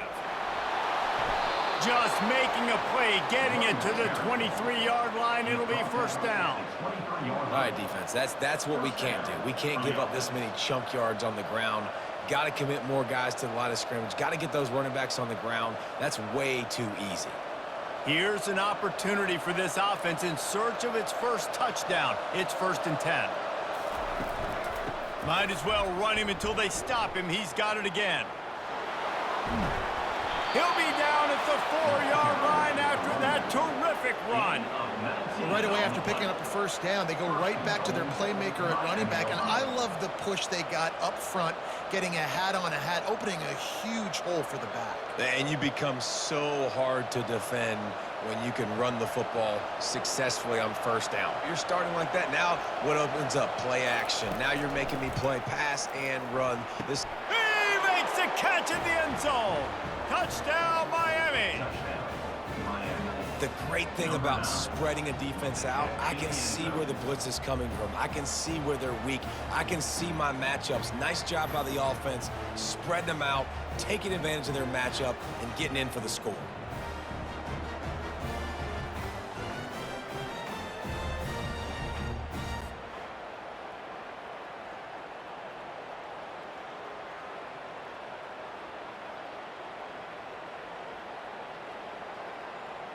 Ready to try the point after.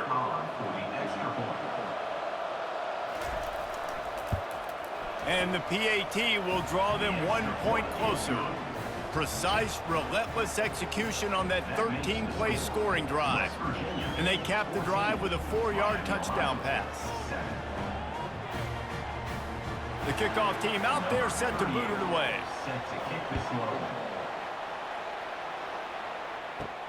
From inside his own 10, let's see what he gets. Not a lot of space to be found. Good hustle by the coverage team, and they stop him at the 21. West Virginia has it, and the offense ready to go to work. After standing on the sideline and watching that long touchdown drive, they really need to put something together to give their defense a rest. And that's a real thing, man. Like, you played a lot of plays, you get worn out, you need a chance to go decompress on the sideline, get some oxygen. Palmer, now it's on this offense. Yeah, this is the definition of complementary football because it's a two-pronged problem. You've got to score points and answer, but you've also got to take your time and give your defense an opportunity to get their wind.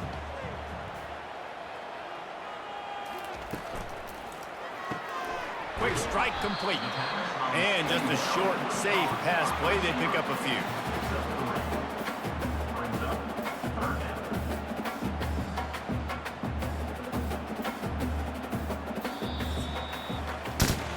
Guys, that's the end of the quarter, and West Virginia has the lead.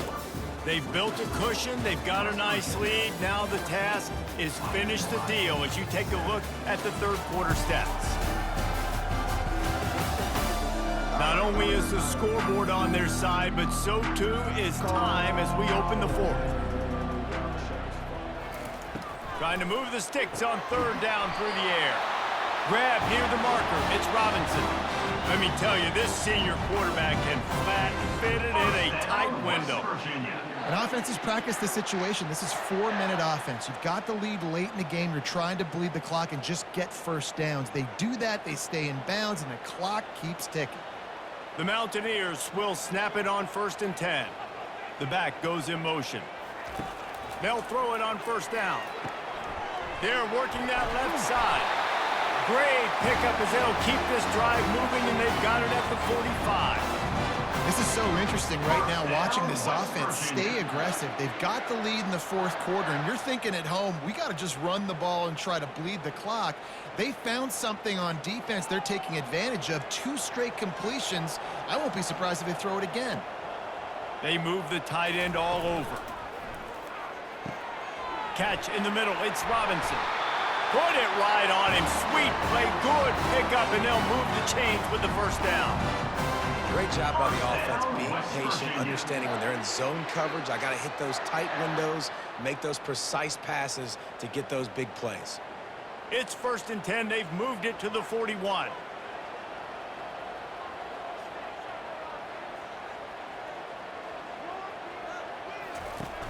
Use the play fake. Now to throw.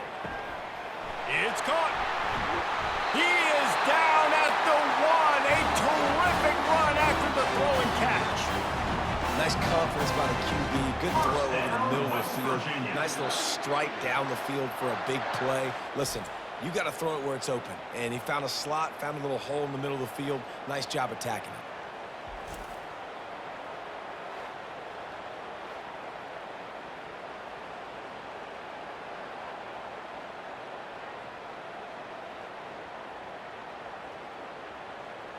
And this offense not only has a chance to extend the lead, but they can also drain that clock.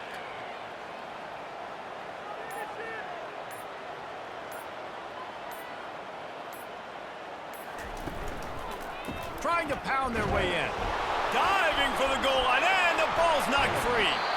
I don't know if it was luck or aggression or just a fortuitous bounce, but at least they've got the ball back. Well, one thing I do know, Reese, this running back has got to do a better job with ball security. You cannot turn the football over and expect to win this game. They're very lucky they were able to jump on top of that one. Can the D deny them on 2nd and goal?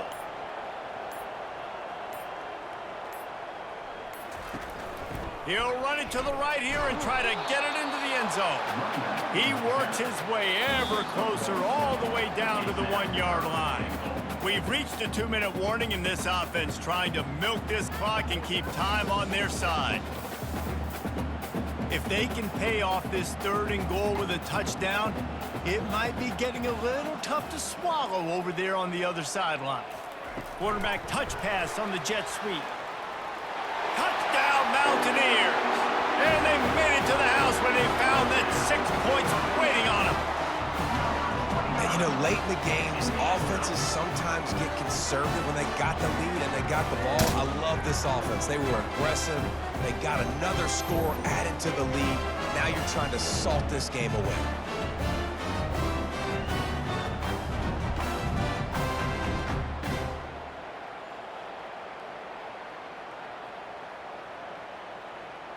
On to attempt the try. Kicker is on for the extra point. And the extra point is true, and they have a 2-touchdown lead, up 14 in the 4th. They march 78 yards down the field.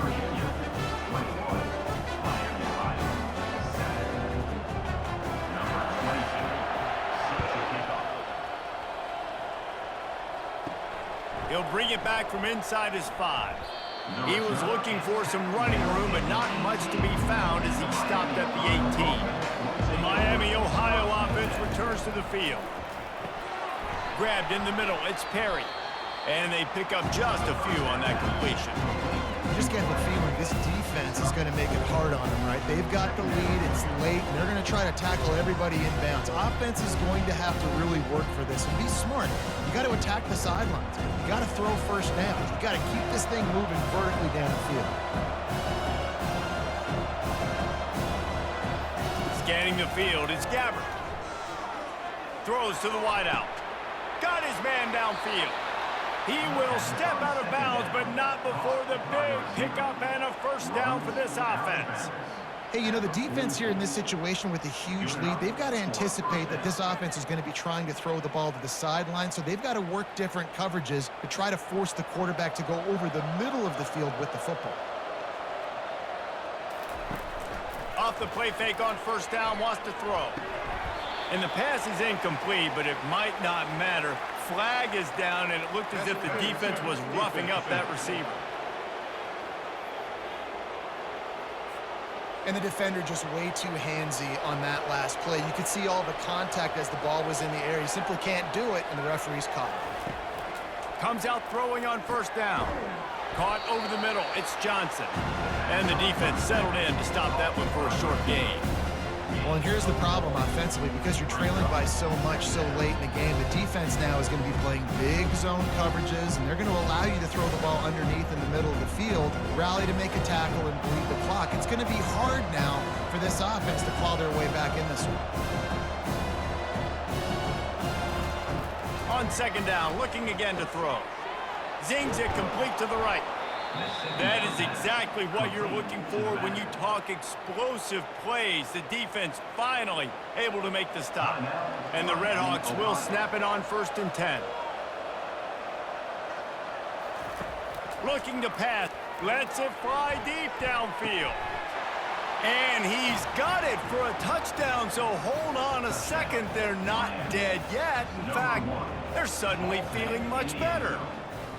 If we had any chance to make this happen, we had to score with a little bit of time on the clock. Now we need a miracle. Now we need to kick the onside, get an onside kick, and somehow, some way, make a big play.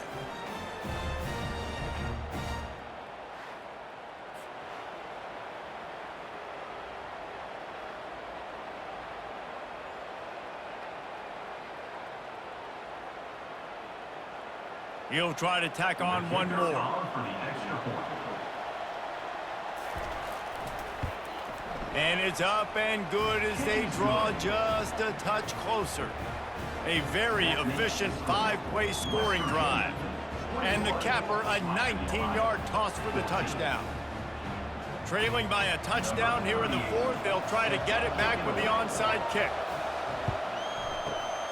That's why they call them the hands team. They're able to secure the onside kick. Running out the clock seems to be a mere formality here as they are ready to snap it in victory formation.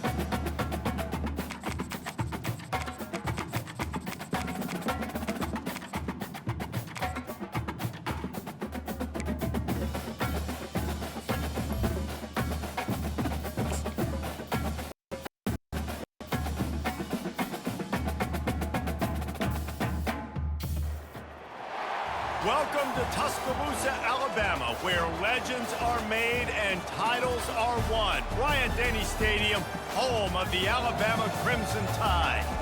We have a ranked versus unranked battle coming up here, and you know how chaos can ensue if they start smelling an upset. As we'll see a squad from the Mountain West, the Air Force Falcons, taking on the 6th-ranked team in the land, the Alabama Crimson Tide. For EA Sports College Football, I'm Reese Davis, joined here in the booth by David Pollack and Jesse Palmer. And guys, let's get this thing started.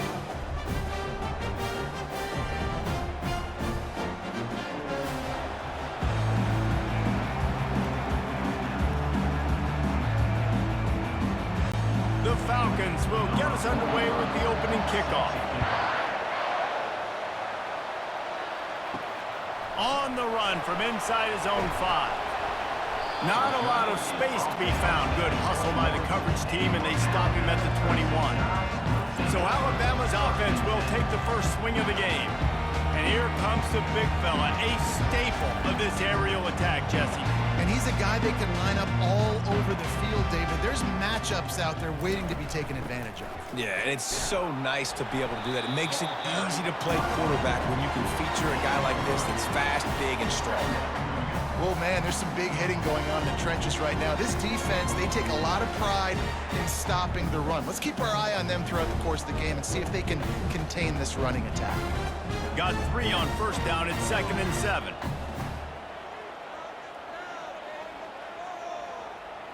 To throw, it's Milroe. And it'll be incomplete. This is some physical pass defense. What a hit by the defender. That's a good throw, and that was going to be caught, but how about the defender dislodging the football from its intended target? Nice job.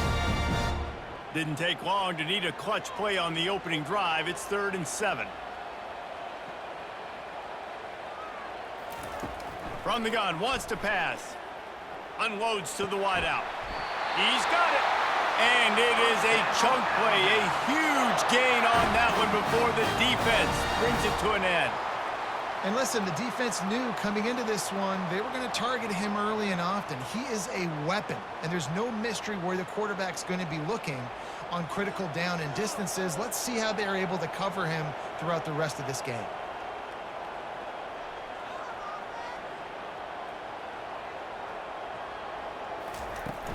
They'll go to the ground. They bring him down, and he's going to lose a yard on that one. Most offensive schemes are predicated on first down productivity. That will not go down as a productive first down play. No, it will not, Reese. Give this defensive line credit because they were able to get penetration right off the snap and force a negative play. Lost 1 on that last one. It's 2nd and 11. Pre-snap motion quarterback trying to get a read. Looking to the big tight end. All kinds of room to throw that one in there.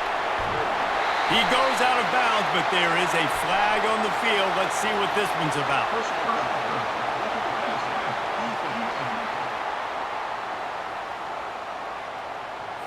Late hit on the quarterback gives this offense a free first down and some yardage.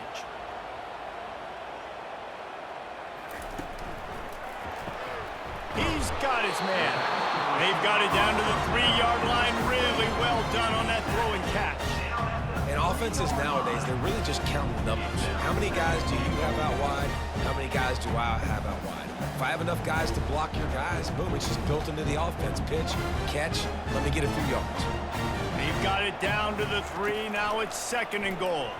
He'll keep it himself. He's dropped behind the line of scrimmage. That'll be a loss of 3. Well, they're trying to go option, but the linebacker shows his open field tackling ability and also his recognition. He expected the quarterback to keep it, went after him, was able to make the tackle for loss. 3rd and goal coming up here. To the air, it's Milroe. Got it! He gets it in! Touchdown, Alabama! What a nice job by the offense. First drive of the game, they matriculate it down the field, put themselves in a goal-to-go situation on 3rd down. It's not going to be easy throwing it, but they win the matchup, accurate throw, and they get paid.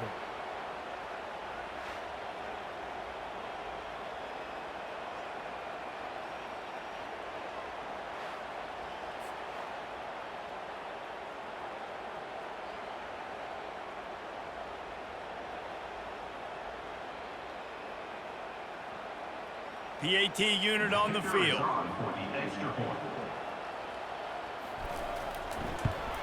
And he's got the extra point, and it's 7-0 to start this one.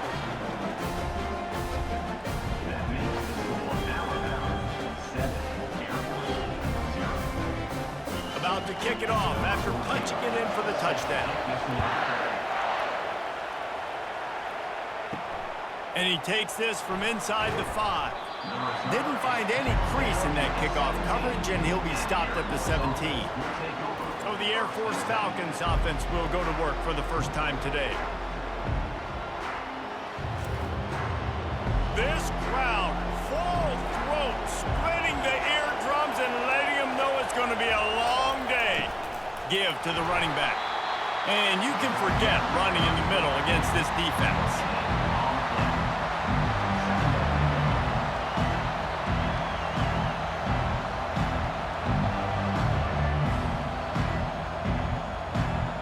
And now on second down for this offense.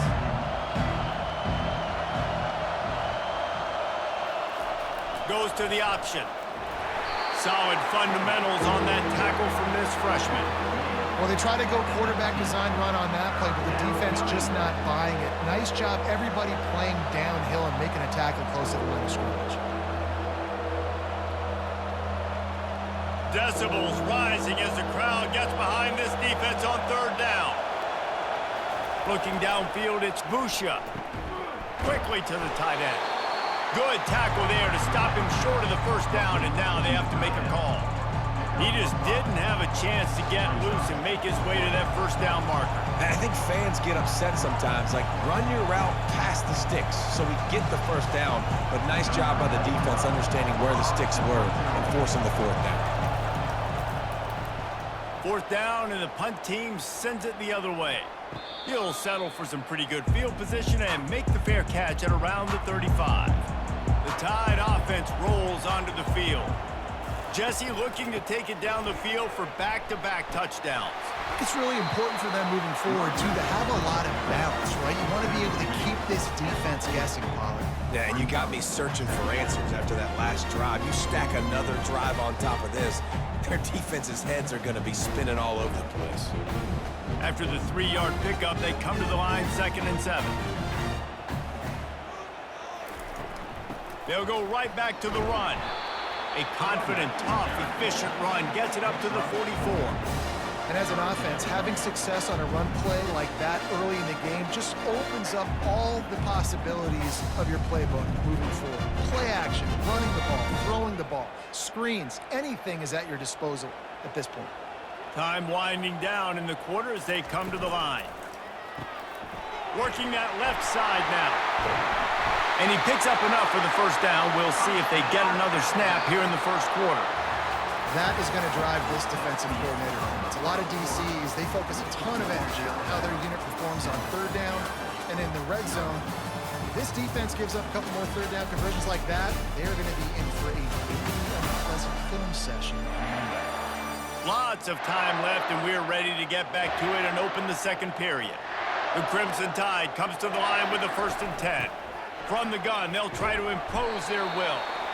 Nice run there on first down. You know, this is a running back that gets better as the game goes on. So they're going to want to make sure they keep feeding him the football and let him get lathered up.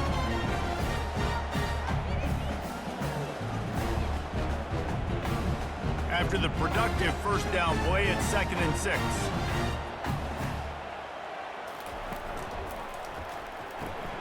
Got it in the middle, it's Bernard. And the catch was one thing, and the run even better. A big pickup on that one.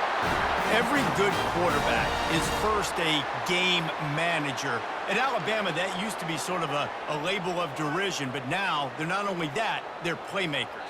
Yeah, and it's what they used to ask them to do. Like they were very comfortable handing the ball off, running the ball, controlling the clock, you know, trying to keep your defense fresh. Nah, bro. If you can't score points now, if you can't get first downs and go get me touchdowns, you're not going to be on the field. We've seen really nice balance here on this drive. Quarterback's 3 for 3. He's picking this defense apart. They've also run the ball well, too, and here they are down close to the goal line. This defense has no idea what's coming next. On 1st and goal, let's see if Alabama can get it in the end zone.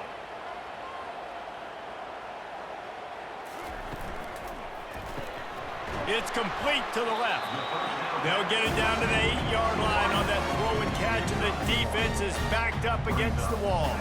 Well, if you're going to get first downs against this defense, you're going to have to earn it. You're going to have to make people miss. This is an excellent tackling unit. You saw it on that last play.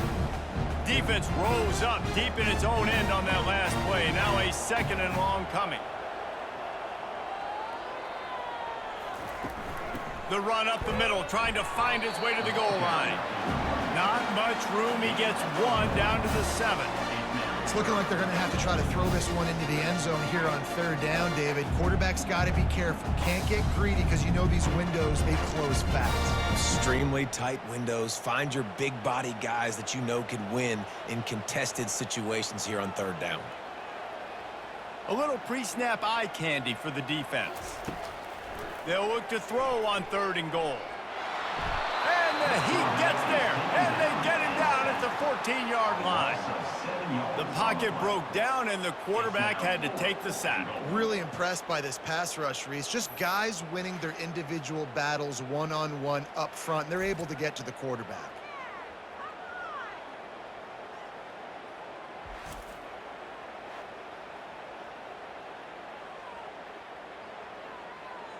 And they'll send out the kicker to try a field goal.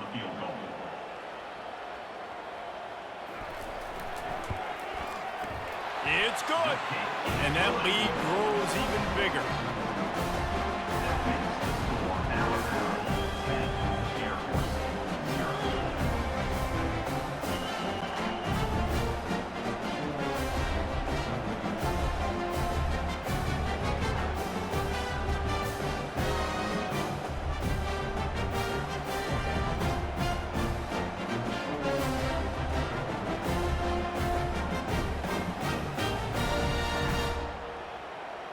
So after the made field goal, they'll kick it away and rely on their defense. He'll start the return inside his 5. Nice job by the kickoff team. Everybody stayed in their lanes, and they'll stop him at the 16. Here comes the Air Force offense back onto the field. They are trailing by 10 here, Jesse, but this is the type of team that seems comfortable in an offensive shootout. You got to hold serve at this point, right? You got to drive the field, put some more points up on the board. Yeah, they just scored. You can answer that now and keep this thing close, David. And I think you're used to that as offense. Like, football is so fast-paced now, and you score so quickly, it's not that big of a deal to get down 10. You keep being aggressive. Line getting set on 2nd down. To the air, it's Busha. Fires to the wideout. A strike downfield. And he's to the 48-yard line. That'll be good enough for a 1st down.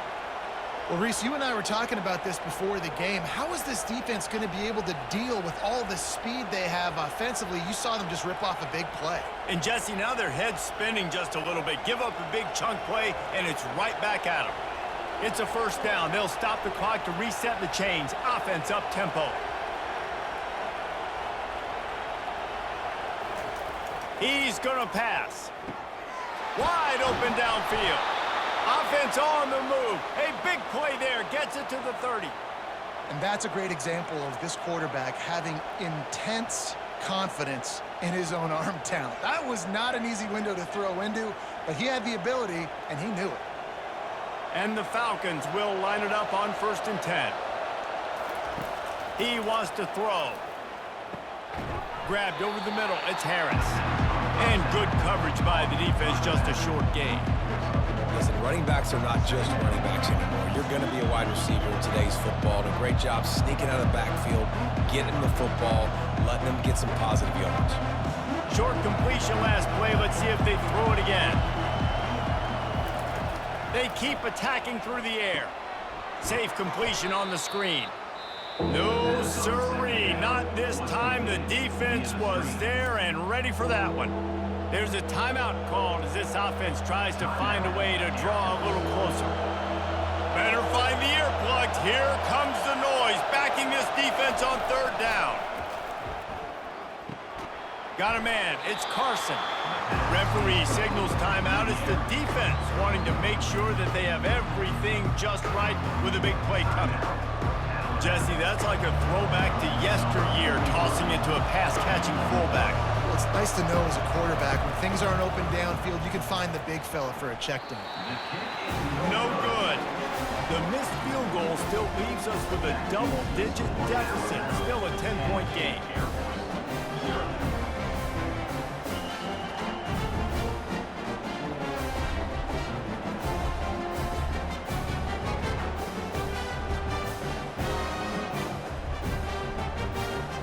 Here comes that Alabama offense. They've got some time to work with here, Jesse, and if they get a first down, they might really get aggressive. I'd be aggressive right out of the gate. I'd be throwing for a first down. If I get it, then it's pedal to the metal. I'm in that 2-minute mode and try to score a touchdown or get a field.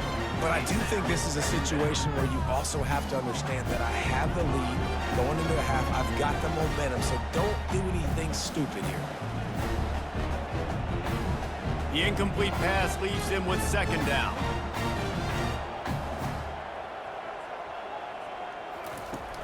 Now the play fake. Looking down the middle. He makes a catch. And he almost ran away from everybody on that one. A huge pickup on that play. And I love when you understand when I'm supposed to put some RPMs on that football. You could tell he's thrown over the middle of the field. He knows he's got defenders there. I got to throw this thing in there quick, fast, in a hurry. Nice job by the quarterback. Trying to find his man on first down. He's got an open man. And they are pushing the ball down the field. A big pickup on that one, and the tackle is finally made. Well, after that last play, you can see how electrifying this guy is and how special he is after he makes the catch. If I'm on offense, I'm trying to find a lot of ways to get him touches in this game. How about that play to get a hand in there and force the incompletion? This defense doesn't even have a chance to blink after just giving up an explosive play. You get lined up, and all of a sudden they're throwing it over your head again into the end zone. They better get ready, lined up. I'd expect another shot coming up. Going to work on second down in the red zone is still some ground to cover to pick up that first down. Looking to throw, it's Milroe. Throwing right. It's complete. So close to that end zone. He could almost taste it, but it'll be first and goal for this offense.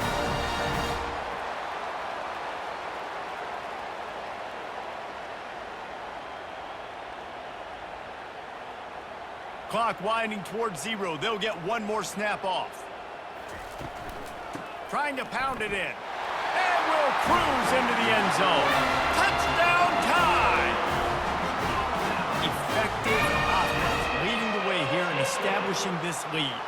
And that's how you draw it up, right? You want to come out, be clicking early, get everything going, way to get all the facets rolling. The defense right now on their heels, they have no answers. The offense doing whatever they want.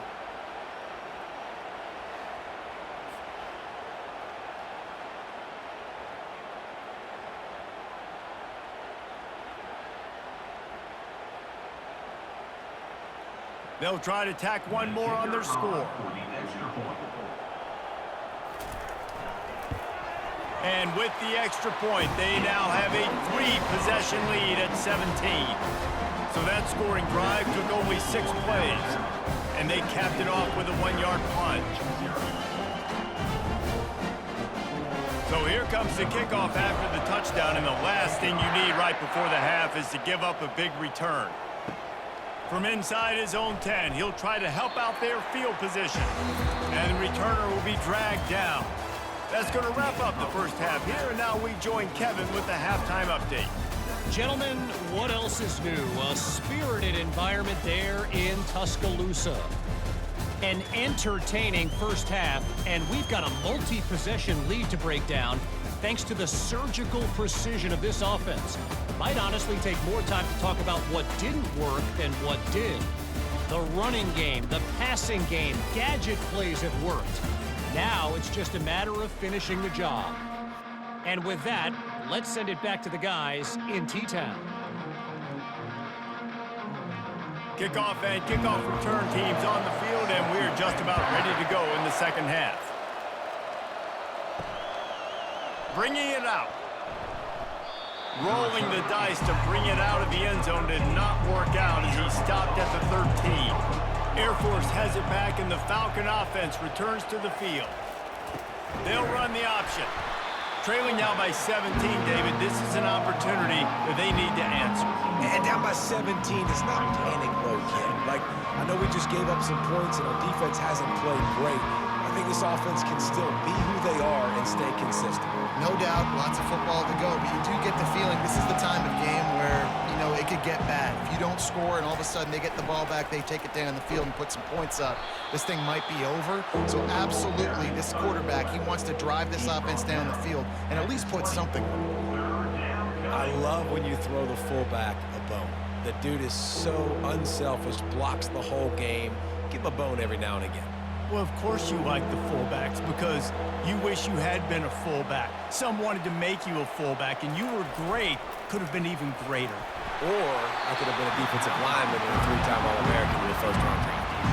That pass not closes. He got drilled trying to deliver it, and it'll bring up 4th down.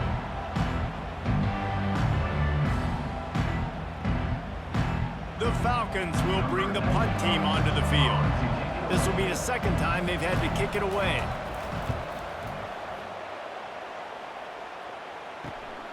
Looking for a block. It's Bernard.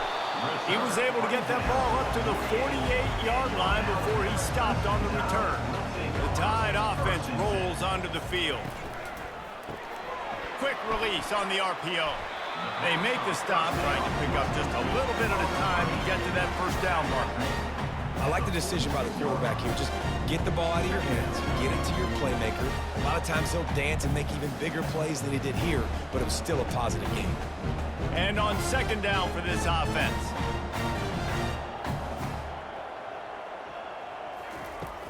Off play action. Using the quick game. Good job running that route to get past the sticks because he got nothing after the catch. Well, it's a nice job by the defender there closing the gap with the wide receiver. They're going to complete the hitch pass, but he's able to run right up on him, get him to the ground for a minimal gain. From inside the 40 at the 37, it's 1st down. Handoff from the gun. A most efficient pickup of 6 on 1st down. It's 2nd and 4. I think one of the hardest things to do is stick to the run when it's not working, but it's those runs right there that are the reason why you have to do it, right? You can't get too one-dimensional. Keep slipping those runs in there. Keep getting a little bit of positive yards. Next thing you know, you'll look up and you might break one of those after you got them a little bit tired. Down to the 26-yard line where the tackle is made. Pick up a 5 and a 1st down. Well, the defense knew coming into this one it was going to be a physical game. Guys are going to have to be great at the point of attack and get off blocks and make tackles. They couldn't stop the offense from picking up that 1st down on that run play. Alabama rolling quickly downfield, set up with another 1st down. Gets it out quickly. And they bring him down quickly, but a good gain there.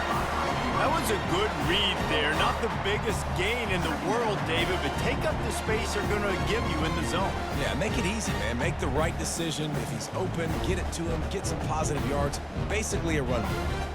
The Tide trying to pay off this red zone trip. Dropping back, it's Milroe. Got his man quickly.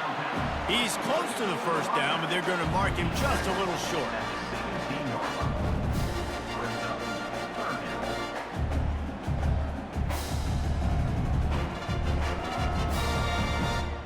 Passing game very effective on 2nd down. What about here on 3rd?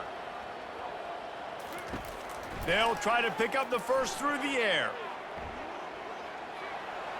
Just had to get rid of that one to save the yardage on 3rd down. Well, on 3rd and short and field goal range, they dial up the pass play. Quarterback was trying to get through his progressions. There was just simply nobody open. Couldn't make an accurate enough throw. Ball falls incomplete. Now setting up a big decision here on 4th down. It's 4th down, and they'll try the field goal. And he'll try to keep that smooth leg swing going for the 2nd time today, this one from 34 yards out.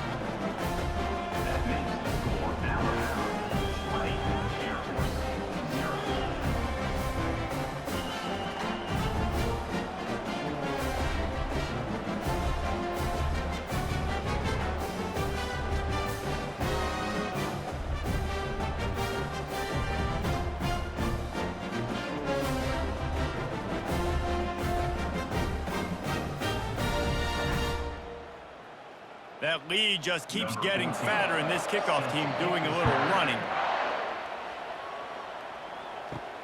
Here he comes from inside his own 5. Nice job by the kickoff team. Everybody stayed in their lanes, and they'll stop him at the 16. Here comes the Air Force offense back onto the field. They just didn't quite find the rhythm on that last drive, Jesse. They had to punt it. I think they got to be more physical, David. I think up front they got to do a better job getting blocks and establishing this running game. And how easy does football become if you're the more physical team? If you can threaten the run and then run play action, it opens up the whole offense at your disposal. Just had a solid pickup on first. Now let's see what they've got on second down. On the option.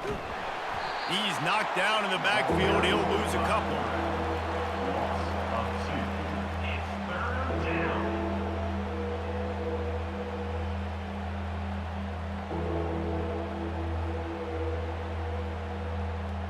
If every journey begins with a step, this offense needs to step into a third down conversion and then try to turn it into some scores, and fast. Fires to the middle. Oh, he just flat dropped it. He had the ball and didn't look it all the way in, and it'll be fourth down. It's so nice when you know it's third and long, you know a pass is coming, you worked on it all week, get your feet set at the sticks, understand that quarterback's got to be rushed, get him off of this spot. Nice execution by this defense. Fourth down, and the punt team sends it the other way. A fair catch taken just inside the 40-yard line. Here comes that Alabama offense. They kicked a field goal on the last drive, Jesse. They've got the lead. Don't make a dumb mistake, but maintain your aggressive play calling. Yeah, no doubt. I think it's the play caller right now just taking a look at that script he's got in front of him and finding out where are my playmakers, who can we take advantage of on this defense to get a touchdown here. Yeah, and just keep moving the ball down the field. Just execute a little bit better in the red zone. There's no need to panic. We're moving the football, and we got the lead.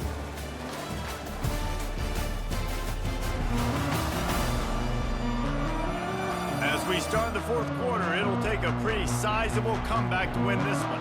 Halfway there on first down, it's 2nd and 5. Looking to throw, it's Milroe. Trying to make magic with his feet. Still running at the 40. Hit the afterburners, kid. Big gain on that one as he steps out of bounds with a first down. It's just so hard to stop. There is no rhyme. There is no reason. He just scrambles around, makes people miss, and the next thing you know, you look up and he's 20, 30 yards down the field, and there's nothing you can do about it.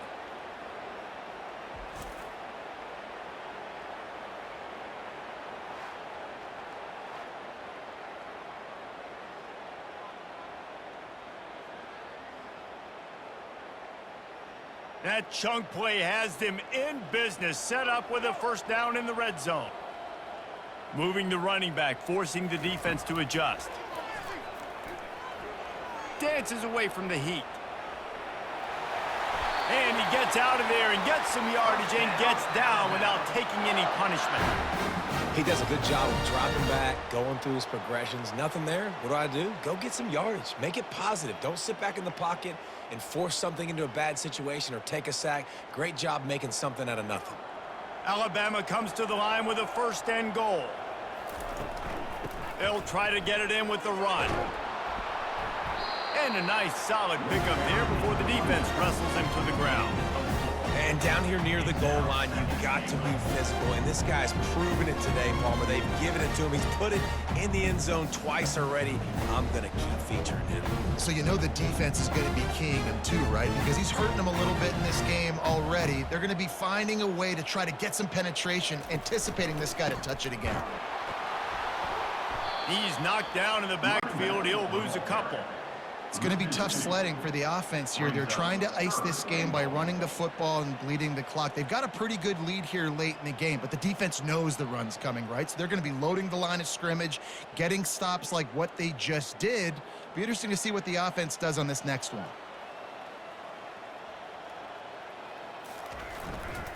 Pushes for the goal line. And he was fortunate not to lose yardage on that play, able to wedge it back to the line of scrimmage. There is a sense of urgency happening right now on defense. Backed up, close to their end zone on that 3rd down. They stop the run. They stuff it. Now setting up 4th. The offense trying to find a way on 4th and goal from the 2.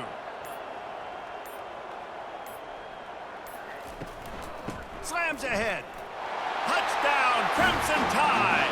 And the punishment has been extended. And how about this offense. A big situation on 4th and goal, and you trust your running back. You trust your offensive line. You trust the physicality of this unit, and they reward that trust, and they punch it in for 6. Lining up for the PAT. Is on for the extra point. The kick is up and good and put one more on the lead. That touchdown drive covered 61 yards and finished the deal with the short touchdown run from the 2. The kickoff unit about to go to work. On the move from inside is 5. Really disciplined job by the coverage unit to get down there and make the stop at the 19. Air Force has it back, and the Falcon offense returns to the field. To the air on 1st down. Excellent coverage and good use of the hands to knock it away. And that's just the kind of game it's been for this quarterback in this offense. You got a great game plan all week long. You're watching it throughout practice. You think you're going to have a chance to light up the scoreboard, but they're just not able to hook up. You got to give this defense a ton of credit. They've done a great job in coverage. They've been breaking on passes. They've had their number, and that's why they're leading by as much as they are. Right back up top on 2nd and 10. And on the slant route, I love the location of the throw by the quarterback. He's not making it difficult on his receiver. He's putting the football out in front, hitting his receiver right in the face mask and making it easy for him. Looking for that 1st down on 3rd and short from the 28. Back to throw, it's Busha. Bought a little time, lets it go. Makes the grab on the left. And with that effort, they pick up a fresh set of downs. They have it at the 34-yard line. Wow, and what a great job by that quarterback finding his open receiver on 3rd down. You know, guys, one of the most telling stats at the end of the game is 3rd down conversion percentage. If you're a great 3rd down team, it's invaluable to your offensive success, and that's why teams drill 3rd down so much in practice. And the Falcons come to the line with a fresh set of downs. Off the play fake on 1st down to throw. Makes the grab. And he was off to the races. Finally tripped up at the 36. Well, this offense has not put their best product on the field today. They've got no points to show for any of their efforts so far, but they've still got a chance. But if it's going to happen, it has to happen now in this 2-minute situation. This is where their playmakers need to step up. That is a highly efficient way to move the chains, and now they are threatening inside the 40. Catch in the middle, it's Harris. They make the stop after the catch, and still some work to do to pick up that 1st down. And I know this football game is over, but we got to keep fighting. We got to keep finding something, some kind of rhythm in this offense, something we can hang our hat on that we do really, really well. Listen, the intermediate passing game like this has taken over college football, short to intermediate. So if they can find some of this, it'll help their offense moving forward. Complete downfield. And he's knocked down immediately, but they're in the red zone at the 14. Well, the offense able to pick up some extra yards after that curl throw there, and because the QB got it to his guy early, he was able to turn around, make a guy miss, and go pick up some yak. From the 14-yard line, it's 1st and 10. From the red zone, looking for a man. Quickly complete. And he'll run across the sidelines after the good gain. And this offense is going to have to find more explosive plays. And it can't just rely on the dink and dunk. It's going to have to find itself and score more points. And listen, they got beat up today. But moving on in the future, they've got some good pieces. They got to find a way to fit them together, create some explosive plays on this offense, because today they've been lacking. They want to just keep throwing it. And he'll run it into the end zone. Touchdown, Air Force. Field shrinks. Tight end grows. Big targets, big results. I've never heard it put that way, but you're dang right. That guy is so big. A lot of times you get a DB matched up on him. He can just post him up. A linebacker, he can run by him. So that's why these tight ends are so dangerous down here in this red zone.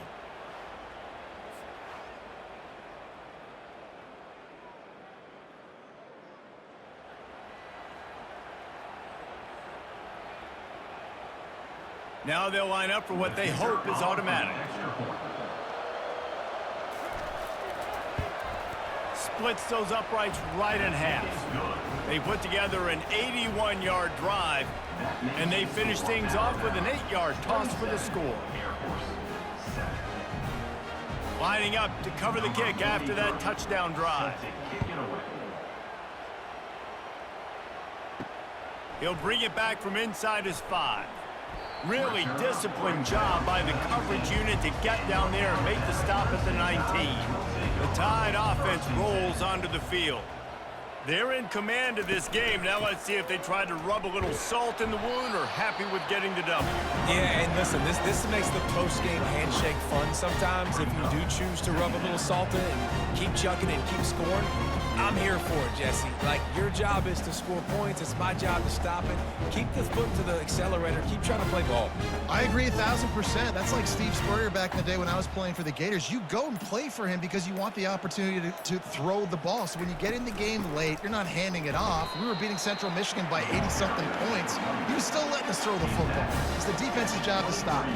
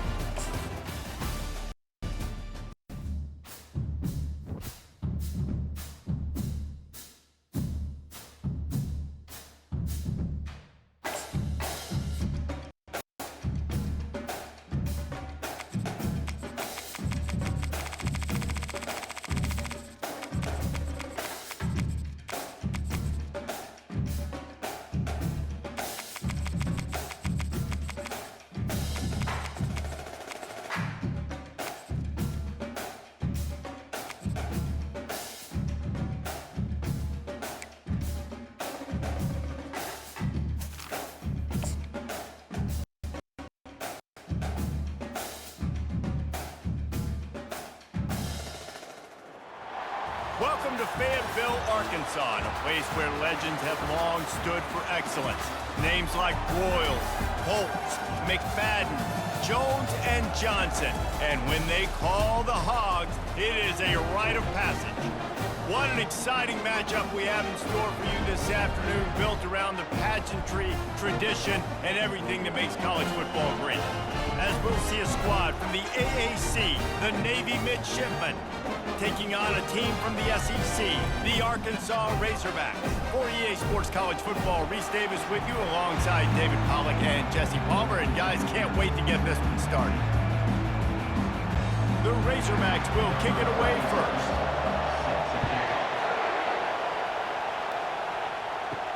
On the run from inside his own 5. Didn't find any crease in that kickoff coverage, and he'll be stopped at the 17. So Navy's offense will start this game off. When this guy comes onto the field, David, he seems to bring the it factor with him. So much fun as a play caller to have a guy you depend on, you trust. You know, Palmer, you're going to get the best out of this young man. He's also one of those guys, David, who just elevates everybody else around him, right? All 10 guys in that huddle offensively just seem to play better knowing they've got confidence in this guy. Man, I want to be a running back in this offense. When you take that handoff to the right and you see that blocking and all the holes open up, that's a good sight for a running back. You've heard of read and react. I think the defense read it. They just didn't react very well. Well, when you got that kind of a line, just all that push they're getting on that right side, they just pushed the defensive lineman back, got in the linebacker's laps, and man, oh man, it was brutal up front. And he'll find enough running room to get it just short of midfield at the 49. Fullbacks, a.k.a. blocking backs, a.k.a. don't touch the football very often, and usually don't go far down the field, but a nice little chunk run here for the fullback. Give him the ball, reward the big fella. Now on the option. They bring him down, and he's going to lose a yard on that one. I tell you what, as that ball starts to get towards the sideline and they're running these option plays, man, those outside players become more pivotal. My corners have to be able to tackle. My secondary is going to be much more involved in getting the quarterback to the ground. Nice job by the secondary, by this defense. This crowd bringing the energy and noise early. He's got first down yardage across the 50. They'll mark it at the 49. And don't complicate things. Give it to the big fella. By the way, the fullback who blocks all the time, does all the dirty work. Hand it to him. Let him plow ahead, Palmer, and get that first down. Are we in a time warp? Like, what year is this? Is this 1995? We're handing off to fullbacks again. That's a play that is basically extinct now in college football, but I love it because it caught the defense off guard, able to get a nice one.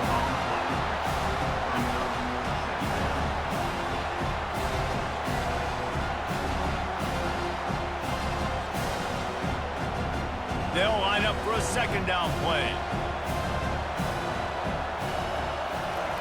The option look. Several defenders get an assist on that tackle.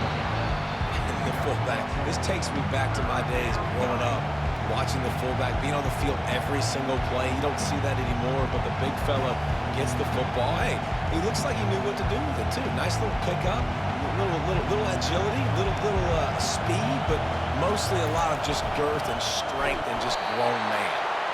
They bring him down, and he's going to lose a yard on that one. How frustrating is that? You're that running back. Where were you supposed to go? There was absolutely no lane for him on that play. This offense wants to get out of the gate fast on their first drive of the game, plus territory. They'll go for it on fourth down. He's got it, and they convert. There to make the stop, but they use the back in the passing game and pick up the first down. Oh, and I love that play call on fourth down. You know, the entire defense was zoning in on that running back, thinking he was maybe going to get a handoff, but they're able to sneak and leak him out of the backfield. Behind the defense, he makes the catch and keeps the drive alive. The give to the fullback. And he'll pick up one. It brings up 2nd and 9.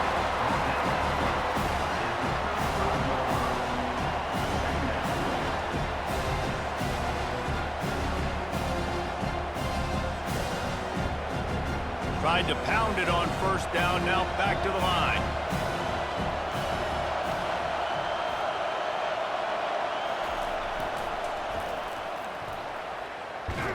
He had to fight for a couple down to the 33. And those physical runs take a toll. It might not be a big game now, but down the road, third, fourth quarter, late in the ball games, they tend to turn into bigger runs. They're about to snap it for the 10th time on this opening drive, but they need a conversion to keep the drive alive on third down. Throws to the wideout. And that one's incomplete.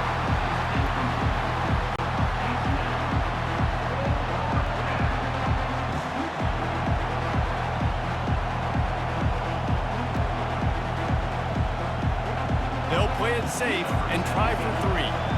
This will be a 50-yard field goal attempt, and he'll have to curl it in from the right side. And he missed it. No good. After the miss, no change in the score. You can't miss opportunities like that. You're playing on the road in a hostile environment. You're trying to seize momentum right out of the gate. You get a nice drive to start the game, and then you miss the field goal. You don't get any points to show for that. If they're going to win this one, guys, they've got to take advantage of those types of opportunities. Offense getting set for first down.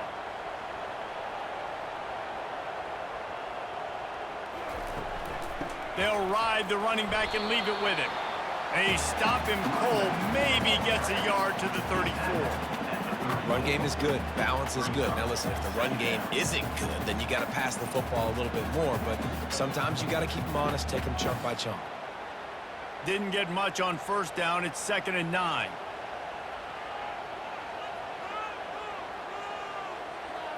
Looking to throw, it's Green. Unloads to the right. Got him downfield.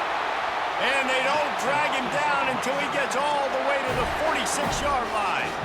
That's a really nice looking throw, and I'll tell you, he fits in great with this offense because there's been this philosophical shift recently in the SEC offensively. It used to be you had to run the football. I formation, 3 yards in a cloud of dust if you wanted to win. But today, though, you have got to be able to throw if you're going to win. You think about all the great offensive play callers now in the SEC, all the Heisman Trophy winners that have played recently at the QB position. You got to do it through the air, and this guy in Arkansas gives them a chance. We've reached the end of the first quarter, and it has been a defensive battle, and the stats tell the tale so far. Let's see if the offenses can find a little rhythm here in the second. Stuck with a running game on first down. Now here they come again. Trying to make that rush think on the draw play here. That's what you expect from a senior. Don't give them any extra yards. Great tackle there.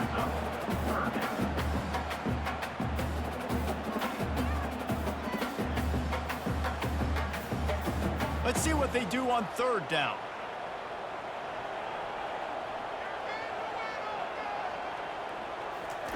From the gun, wants to pass. Quickly complete. He's out of bounds, but not before picking up enough for the first down. And on that 3rd and short, I don't think he was unhappy to see that zone. Nope, it was a great job by the offense. Hey, see where the holes in the zone are? Sit down. You only need a little bit of yards on this 3rd down. Get the conversion, move the sticks. And the Razorbacks have their offense in high gear. Leaves it with the running back. He has the first and still on his feet. And he found plenty of running room on that one before the defense was finally able to get him down. Wow, what an impressive looking run. You think back to some of the greatest rushing offenses in the SEC in recent years. Remember that offense that had Darren McFadden and Felix Jones both in the backfield, sometimes taking wildcat snaps? Nobody could stop them. This dude, I think, could have broken his way into that rotation with his ability. This guy's sick.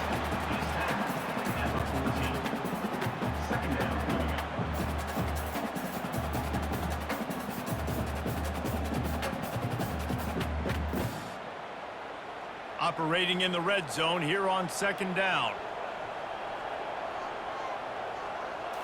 Looking for a man. It's Green.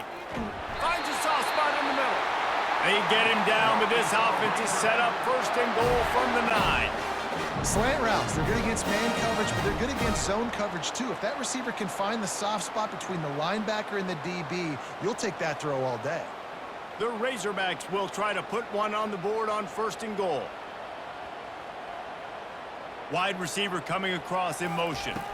Try to get the edge with a quick touch pass. He is going nowhere. Stop at the line of scrimmage. Really good job by the defense, seeing it and going and getting it. Nice job understanding the touch pass. It could happen. Those guys go in motion, man. I got to understand. Safety's got to see that, start flying down, getting ready to play that. Nice job by the defense being ready for that play. Defense rose up deep in its own end on that last play. Now a 2nd and long coming.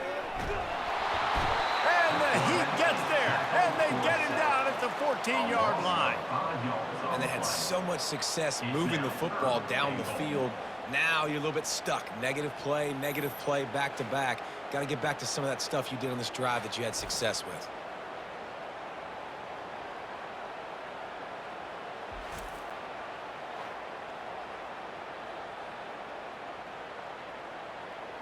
They've gotten pushed back, but it's still 3rd and goal.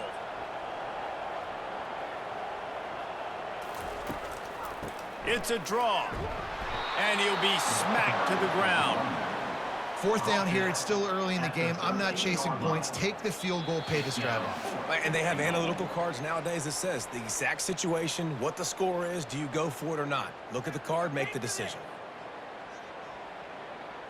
And on 4th down, here comes the field goal unit.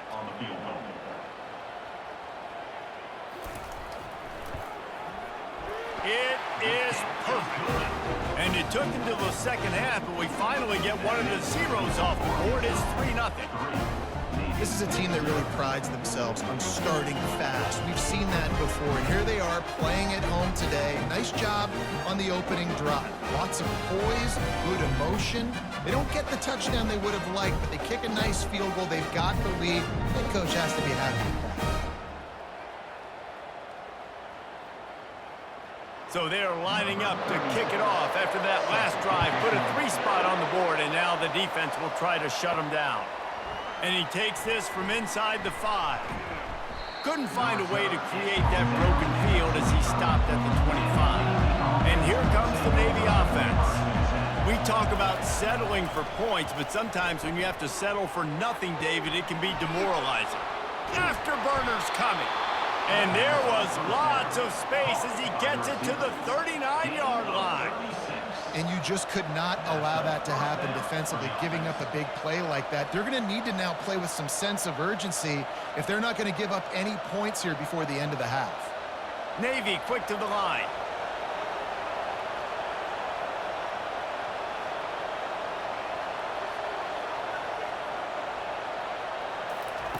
Looking to go up top on 1st down.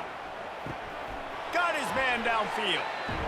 A huge gain on that one before he ran out of bounds, and he has the 1st down.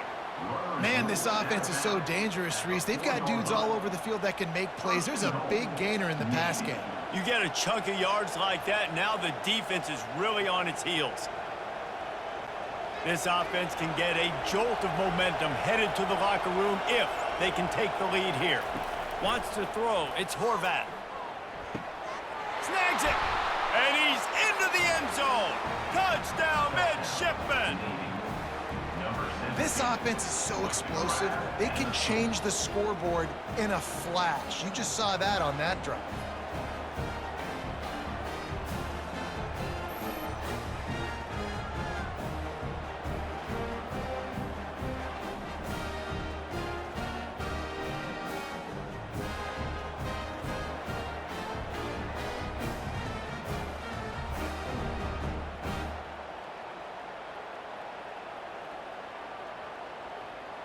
Getting set for the point after.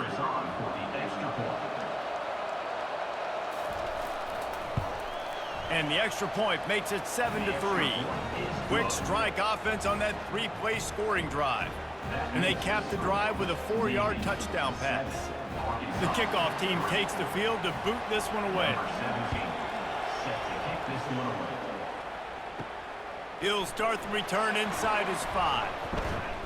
Nice job executing all of the assignments as they put a stop to that return at the 22. And Arkansas ready to send out this offense. Got the quick pass. At the 40, there he goes. He's run out of bounds, but a big play on that one, and it'll be a 1st down. One of the things that makes this guy so dangerous is how good he is after the catch. If he's got any space around him, he's able to burst. He's able to make people miss and get extra yards for his offense. You saw it right there.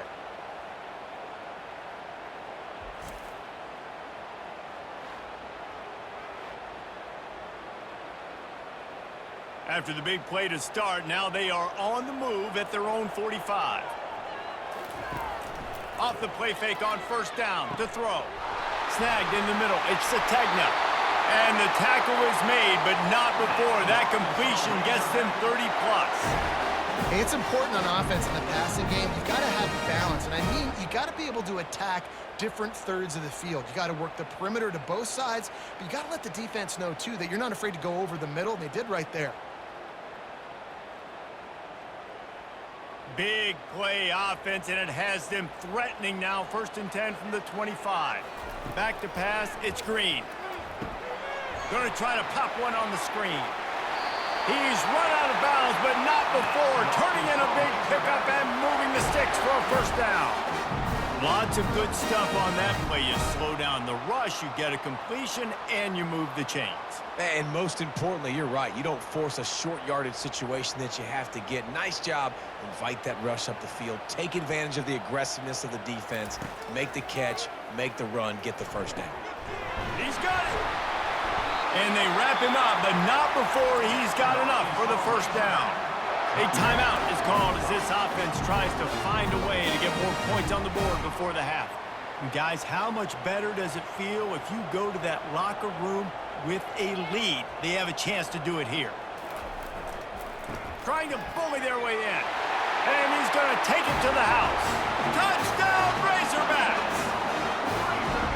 The best running backs are the guys that can just sniff out the end zone. That running back showed you all of his freakish ability on that play.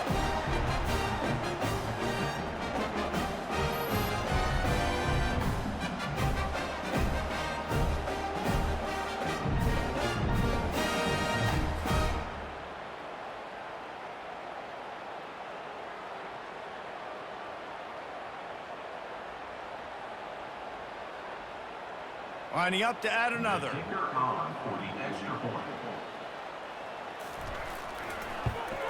And the extra point puts them up by a field goal. A very efficient 5-play scoring drive. And close the deal with a 3-yard touchdown run. Just about set to kick it away.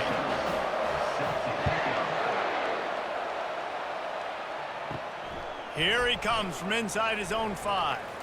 He was looking for more running room, but none to be found as he stopped at the 23.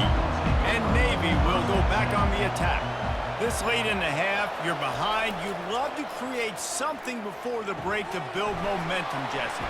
You've also had some miscues on offense, a big part of why you're losing the game right now. I'd take it into halftime, make my adjustments, and come out ready in the 2nd half. Yeah, I'm going to take it into halftime too, Paul. But I'm trying to put some points up right here. Be aggressive, set the tone, be like, hey, listen, this is what you're going to get in the 2nd half, so find something really quickly you can go to. Got it in the middle. It's Kent.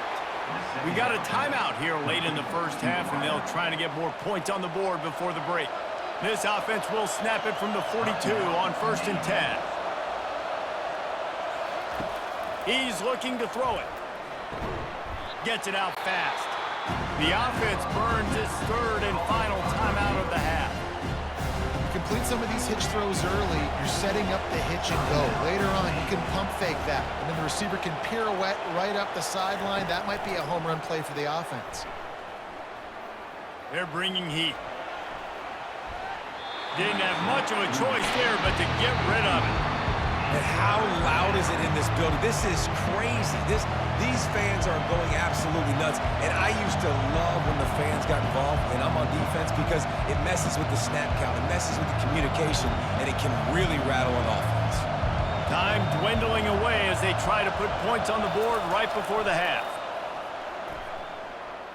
On the move and looking deep.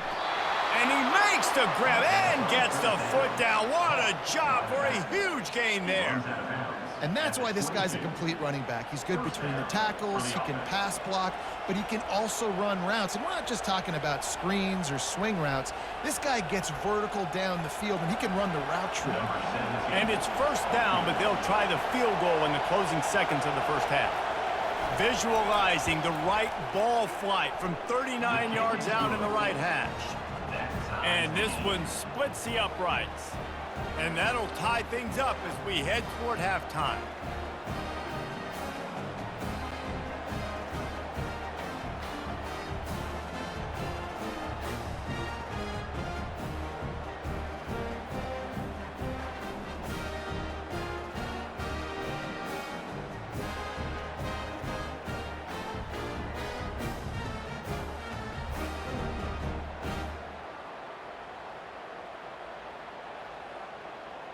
That late in the half field goal always gives you a little boost going to the locker room, and they'll need to finish off these final few seconds and not allow them to answer. Here's the return from inside his 10. And the returner will be brought down. So the offense has had enough. They'll take a knee and wrap up this first half. We've played 2 quarters here. Time to go to Kevin Connors in our halftime update. Guys, you've been calling an intriguing one so far in Fayetteville. And a really competitive game so far. I'm talking razor-thin margins in the big statistical categories. And while it may be a broken record, turnovers are the name of the game. The team that limits them, the ones that win that turnover margin, generally speaking, are the ones that have the best chance to get that dub. And with that, let's hear another hog call and send it back to the guys in Razorback Stadium.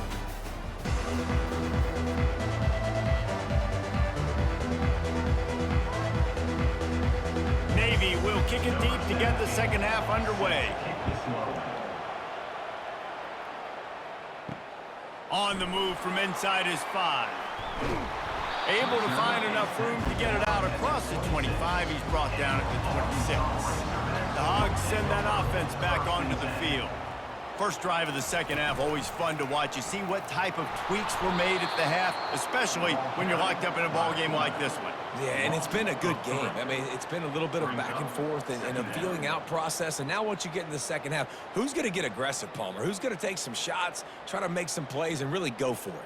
Yeah, it's interesting. I think as play callers right now, you learn a lot about these coaching staffs with respect to who does make the best adjustments. There's a lot of coaches that believe we're just going to be who we are. We're going to keep doing what we do. We're just going to do it better.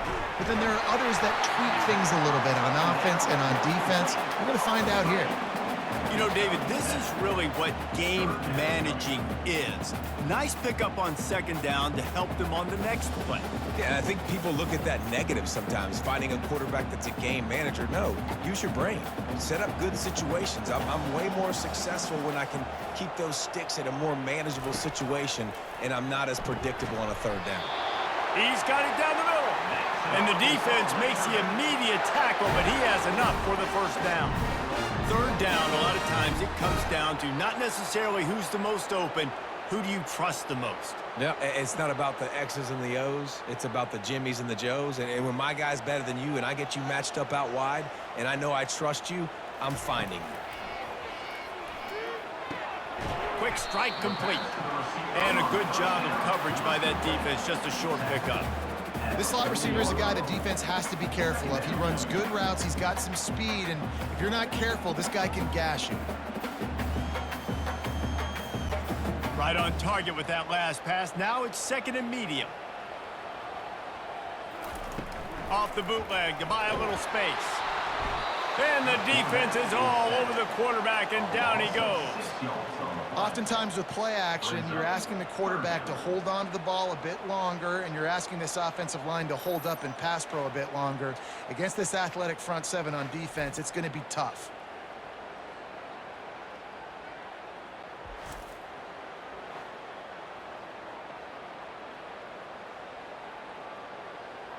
Third down conversions are a huge stat, and this one would be a doozy if they can pull it off. Starting to feel a little pressure. And this defense has maxed out this pressure. Another sack.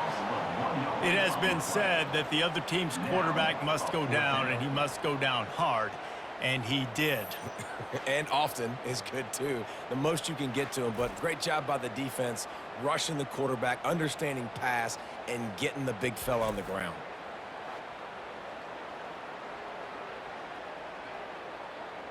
And the Razorbacks will punt it away on fourth down. First time today we've seen a punter go to work. Fair catch called for and made around the 20-yard line. And the midshipman offense making its way back onto the field. It has been a complete uphill struggle for both of these offenses, Jesse. It sure has. At this point, David, someone's just going to have to step up and make a play. Someone's got to break a tackle, make an incredible catch, and just give some life to this offense. And whatever you can, whatever it takes. Don't worry about looking pretty. That's out the window. We've already looked really, really ugly. We got to find something that works to put some points on the board. They got nothing on the last play. It's 2nd and 10. Pass the sticks, and he may get more. They'll get it to the 48. No need to measure. It's a first down. Well, on that one, they decide to attack the left outside on the ground. And you see the speed by the ball carrier there, Reese, picking up a huge chunk of yards. And I can't imagine any reason they wouldn't just run that play again. If it ain't broke, don't fix it. Why not just go back to the well one more time? Here they come, 1st and 10 from the 48. Here comes the option. They bring him down, and he's going to lose a yard on that one. They're trying to go option. They're trying to put that defensive end in a bind, but he's just way too athletic, and he guessed right. The quarterback was keeping the ball. He knew it and was able to make the tackle in the backfield. Lost one on that last one. It's 2nd and 11. On the option. Really nice stop there from this senior leader.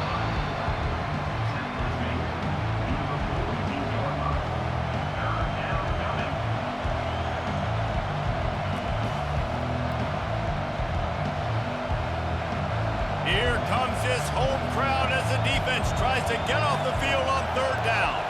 Back to throw, it's Horvat. Unloads to the wideout. It's caught downfield. Gets it all the way down to the 39-yard line. It'll be a first down. Curl route seems simple, but when you time it like that so it's right on him, man, that's a tough play to stop. And give the receiver a lot of credit, too, because he knew where the sticks were. He got his depth on the route, and then he came back to the football. All young receivers can learn from this guy right here. Come back to the ball and help your quarterback out. Caught. Really confident throw and catch there. Big pickup, and they have a first down. What a ride. It's been through the first 3 quarters of this game. We are all tied up. Let's check out some stats.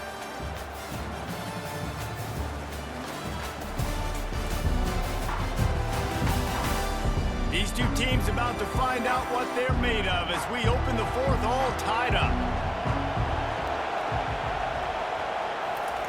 He'll ride his man on the option. And he has a solid game before the defense bottles him up. And the fullbacks, usually are typically in there to block, right? Those are the big, strong guys that usually lead the way for the running back. But occasionally you slip it to them, and you probably don't do it too much and don't make a living off it. But when you get a nice little chunk like this, maybe you find another way to give them the football. Navy lifts anchor in the red zone. Running back goes in motion. Run it with the fullback. And he is swarmed under a host of defenders there to make the stop.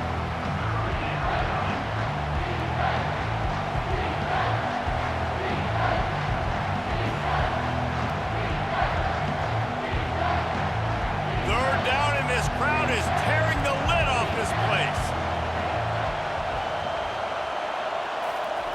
On the option. He's knocked down in the backfield. He'll lose a couple. It's 3rd down. It's money down. And you can just tell something wasn't right from the get-go with that play. And, it strung along, and the option just didn't work. And the defense was very successful. 4th down coming for this offense. So on 4th down, here comes the field goal kicker in a huge spot. And the attempt is no good. There's a flag on the field, and I think we're going to get another shot at this, and the kicker will be a little bit closer this time. You must protect the kicker when he's in a defenseless position like that. That penalty is going to give the offense a first down. They'll run the option. And the defense holds firm. No pickup at all on that play.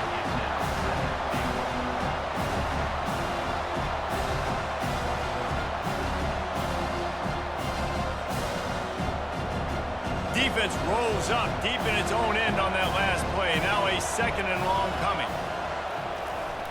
They'll run it up the middle here, looking for a path to the end zone.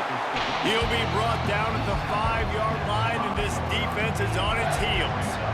All right, so now you're in this third down situation close to the goal line, and it just feels, David, like they're going to have to throw the football in order to score a touchdown here. I like maybe trying to get the quarterback outside on the perimeter and give him a run-pass option. I like that, too. Get the quarterback on the move. And here's the thing. If I get... Touchdown, Navy! They've got the lead here in the fourth. Touchdown. And the defense just has to do a better job in coverage in that situation. Down close to the goal line, you know it's going to be man coverage. You just have got to do a better job sticking on your guy, and the defender just simply got beat.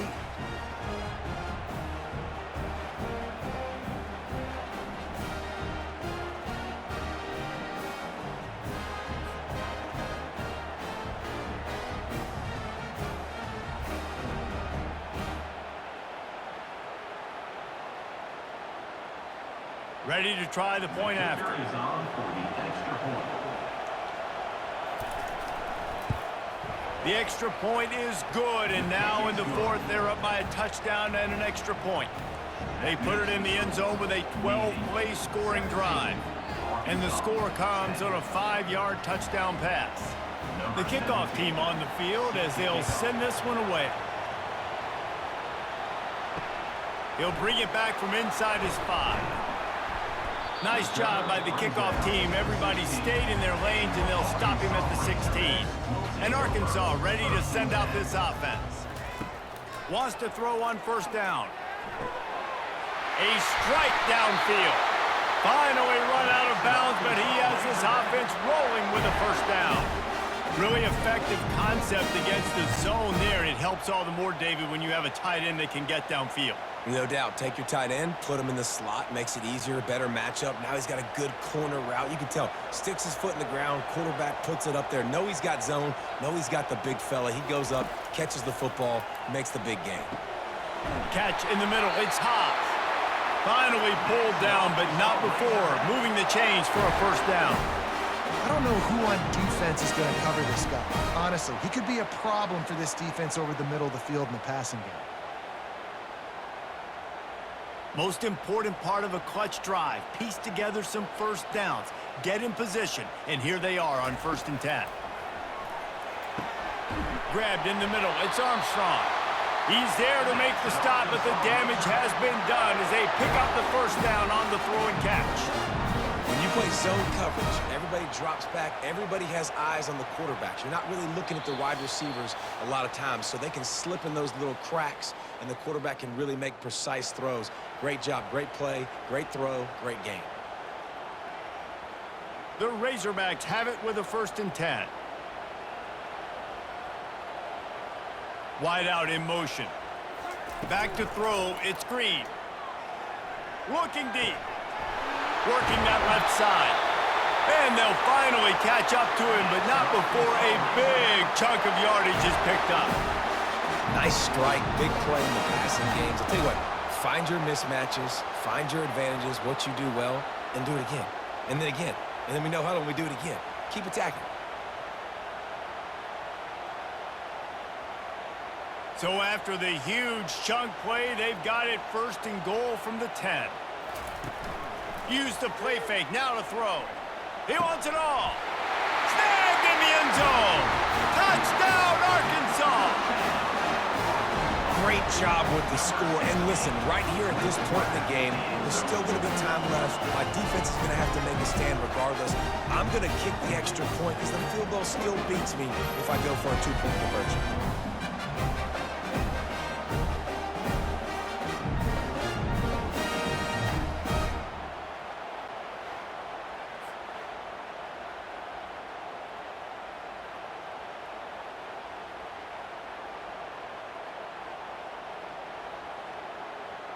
On to attempt the try. Kicker on for the extra point. And that extra point was good, and we are deadlocked here in the fourth. A very efficient 5-play scoring drive. And they finish it off by connecting from 10 yards out. Coming down the stretch in the fourth, and we are all tied up, about set to kick it away. And he passes on the touchback. Here he comes. Stopped at the 17, and he's probably second-guessing that return. And here comes the Navy offense. They're going to throw it to start the drive. They've avoided the interception all day, but they were lucky to get that one back here late. It'll be second down. Oh, that hit him in a bad spot, right in the hands. Great play. You still get a pass breakup, but, man, that could have been an interception by the defender there. Nice break on the football, but secure that big fella and get the six. Get the pick six. To the air. It's Horvat. Using the quick game. And you're seeing why this guy is on the field during 2-minute situations. He can catch the football and make things happen. Nobody open downfield. You just dump it down to him and let the guy go to work, pick up a huge play, and help this offense get in position to win the game. Got to get to the line quickly for this third down play.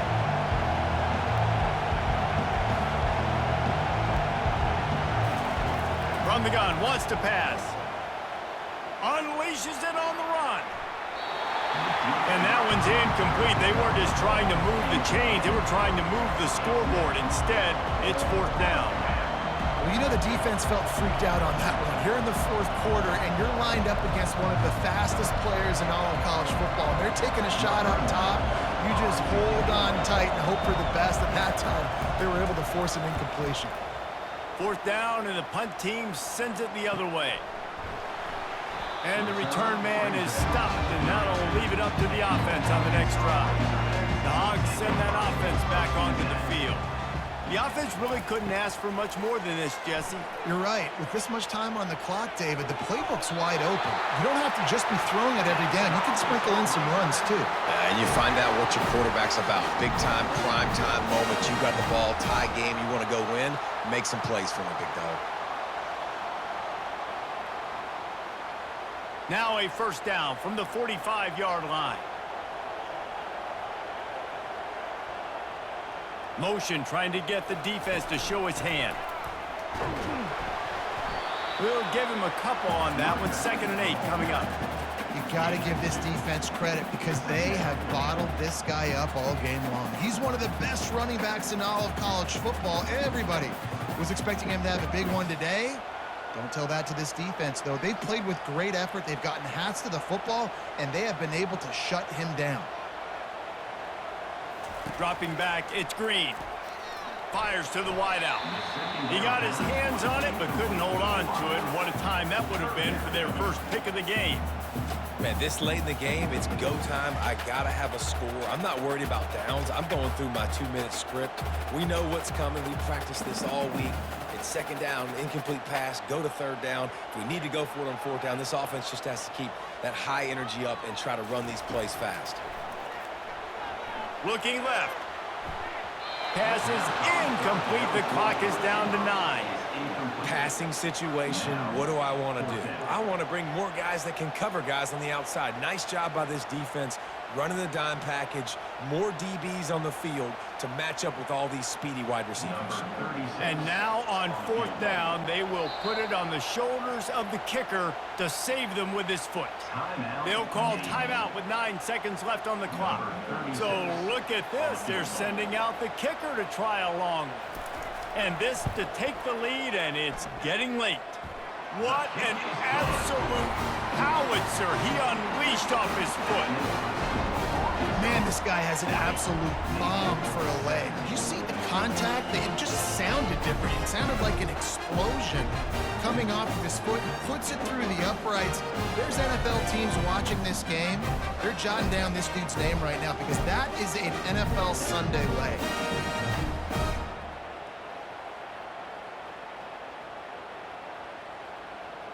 That last field goal gave them a 3-point lead. Now to see if they can cover the kickoff and keep them out of field goal range.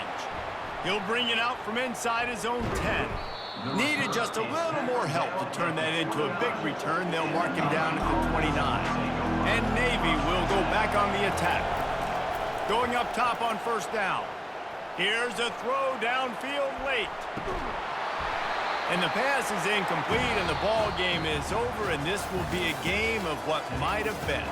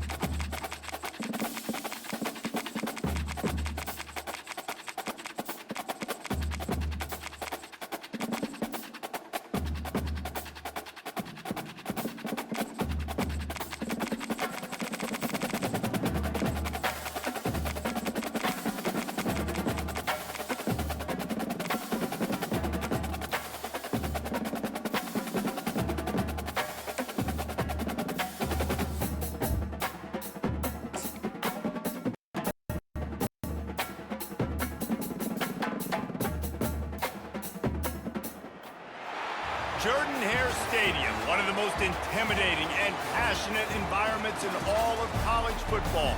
More than 87,000 will be watching that eagle fly overhead and getting set to back their beloved Auburn Tigers. Today, a friendly or perhaps not so friendly battle in the Yellowhammer State that will resonate from the Tennessee River Valley to the Wiregrass. As we'll see a squad from the Sun Belt, the South Alabama Jaguars, taking on a team from the SEC, the Auburn Tigers. For EA Sports College Football, Reese Davis with you alongside David Pollack and Jesse Palmer. Time to get this game started. Auburn will kick off to get us underway.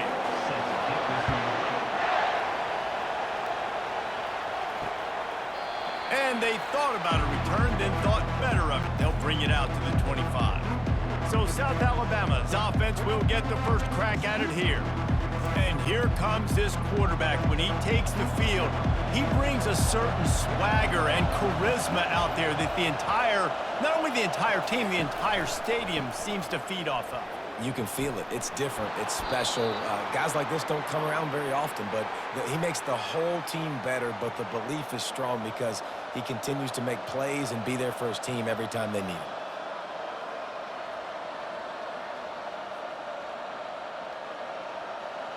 This crowd going to try to make life miserable for these guys. Looking to move it through the air. Finds his man down the middle. Hey, I'll tell you what, that slot receiver, he may not be the biggest receiver in the world, but he is shifty, and he runs really good routes. You saw it on that one.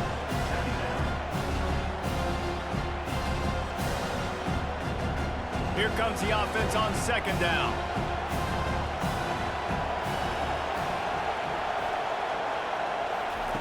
Lopez wants to fire. Gets it out quickly. A quick tackle made, but he's got plenty for the first down. This is a very tough slot receiver to cover if you're a linebacker because of how quick and how shifty he is. You never seem to know which way he's going, and he always seems to create an open space for his QB. And the Jaguars have it with a 1st and 10. Quick release by the QB. And not much doing there as that defense runs him out of bounds. Nice completion here to this wide receiver. And you're going to see this receiver line up in different spots all over the field all game long. Defense has got to keep their eye on where this guy is because they know he's a big part of this offense's success. Second down coming up. From the gun, leaves it on the inside with the back. That's what you expect from a senior. Don't give them any extra yards. Great tackle there. You know, I think a big part of this isn't necessarily scoring a touchdown on that play, but you're just trying to get your offensive line in the rhythm of the game. Let those big fellas get lathered up. Decibels rising as the crowd gets behind this defense on third down. From the gun, wants to pass. And that ball is live in the backfield. The defense snatches it, and they're going the other way.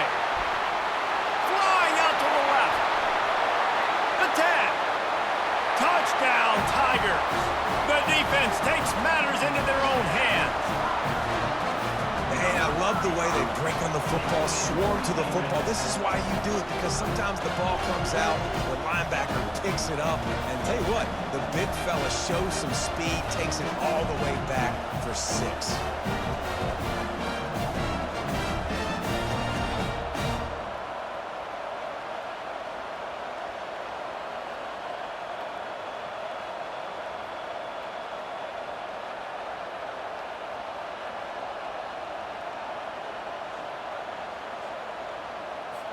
Lining up to tack one more onto that lead. And with the extra point, they get the first 7 of the game. That is a defensive player's dream. Ball sitting there, chance to scoop it up, run with it, and they don't stop you until the band starts playing. They're just about to kick it off after that scoop and score 6. He'll take the return and try to improve the field position. And the coverage team gets the returner on the ground. The Jaguars offense ready to go back to work. Running back searching for a hole. He's knocked down in the backfield. He'll lose a couple. You see all this movement in football now, all the stint, the defensive line, they're sliding right before the snap, creating confusion for the offensive line. Then they're moving back and stunting. Really good job by the defense. Continue to move, continue to stunt, continue to get in the backfield and make this life hard on this running back. Pulls and throws off the RPO. And he runs through one tackle and picks up a few. We see another catch by this guy. This defense is going to need to do a better job of tackling the catch. In coverage, I know they want to slap the ball away, but if you can't do it and force the incompletion, you've got to at least make sure you're able to drag him down to the ground as soon as he catches the ball. Trying play action. Going to take a shot at this DB. And that pass intercepted. Looking for more room. Inside the 10. And he will roll into the end zone. Touchdown, Auburn! The DB saw it. He thought, don't drop it, don't drop it. Then thought, don't get caught, don't get caught. And he didn't. The pick six. Hey, these guys can play offense, too. Now, look at this. I show you I can be a wide receiver. Coach might split him out at wide receiver next week after making that big play. But defense, great job making the interception. And you're right, doing something with it. Don't just slide down. Don't be content. Take that thing all the way back, brother.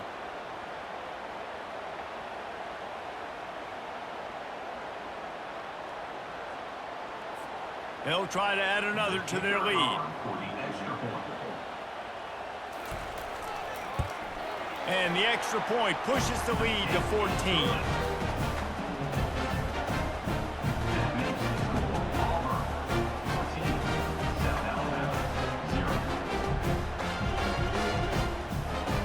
They're about to kick it away, and the defense probably can't wait to get back out there after the pick six. On the run from inside his own 5. Nice job by the kickoff team. Everybody stayed in their lanes, and they'll stop him at the 16. Guys, we'll have another look at this South Alabama offense. To say this has been a slow start is a bit of an understatement, and they really need to get it going here, Jesse. That's right. The opponent, they're firing on all cylinders right out of the gate. Offensively, for this unit, they've been slow and struggling. They need an explosive play to wake themselves up. Yeah, and it's just the first quarter, so it's not the end of the world. We've seen slow starts, but you got to continue to pick and pick and pick until you find that play or that scheme that you can use against this defense. He leaves it with his back. They bring him down, and he's going to lose a yard on that one. Great job by the whole defense, but how about the little bitty defensive back throwing his face in the fan? I ain't scared. I don't just cover guys. I make tackles. Listen to this crowd just shaking the girders of this place trying to help their defense. On 3rd and long, he'll need to loosen up that arm. It's complete. And he's not going to get there. The defense stands tall and makes the stop. Deep to shallow. That's what I have to understand that as a defensive guy. I take away those passes beyond the sticks, and then I react to those quick throws they have to the running back. It's my athlete versus yours. The defense won that battle. The Jaguars send out the punt unit. The punter going to get his first work of the afternoon. Makes a move. He was able to get that ball up to the 48-yard line before he stopped on the return. So Auburn's offense taking the field. First chance we have to see them today. As we take a look at our impact players for this one, what are you looking for, Jesse, for a guy to make an impact? Well, these are simply put the leaders of this football team, and generally games go how these guys play. If they make plays, then they've got a shot to win this one. No doubt, they got to show up. These are the team leaders. These guys have to play well if they're going to win the football. That's the end of the quarter, and Auburn has the lead. Man, that was an impressive and dominant first quarter. Let's take a look at the stats before we move on. Just about ready to get things started here in the second. We'll see if they continue to flex that muscle. He'll try it again. Now that's what you're trying to do as a defense. Limit those damages when they run the football. Get them on the ground, short gains to set your defense for positive situations down the road.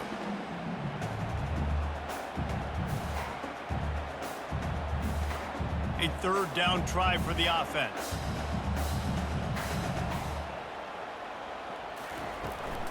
They'll try to bully their way for the first. Good execution. They move the sticks, and they've got it at the 33. It's hard to stop great runners. It really is. That's why you run the football consistently. You got a big offensive line, a big physical unit.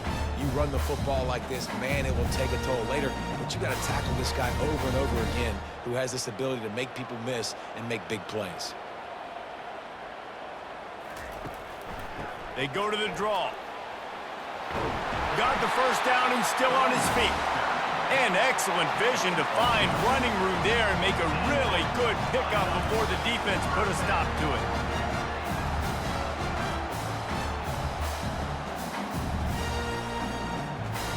Auburn going to work with another first down.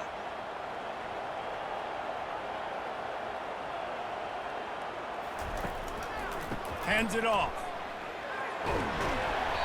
And he does a really nice job finding open space and making a good gain before the stop is made.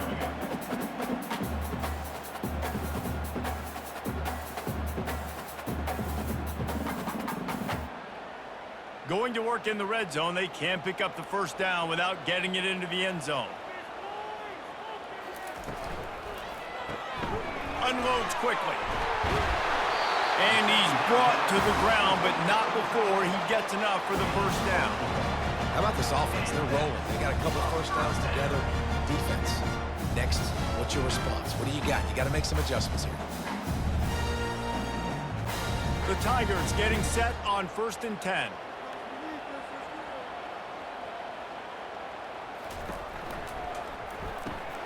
Caught in the backfield, it's Lewis. Good throw and catch. Takes it down to the 5 as the offense tries to cash in. I love offenses and quarterbacks that are willing to take the easy stuff. Take those easy throws that are guaranteed to get positive yards. Yeah, I'm going to take big shots down the field too. But don't forget, it's easier to pick up 2nd and 5, 3rd and 5 than it is when we start getting those long yardage situations. Quarterback run is part of their game plan. Touchdown, Tigers! And they add 6 more to the board with that trip to the house. It's just so nice to have a signal guard who can make plays through the air and make plays with his feet like this. Runs in for the touchdown. The defense knows I have to account for him every play. That's my quarterback.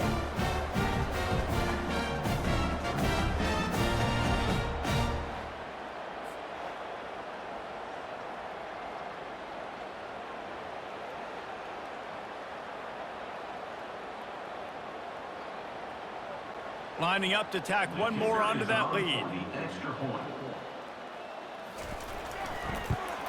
And the extra point is true, and the lead balloons to 21. That last drive covered 52 yards on their way to the score. And they punctuated it with a 5-yard touchdown run. Kickoff team lining up to send this one away.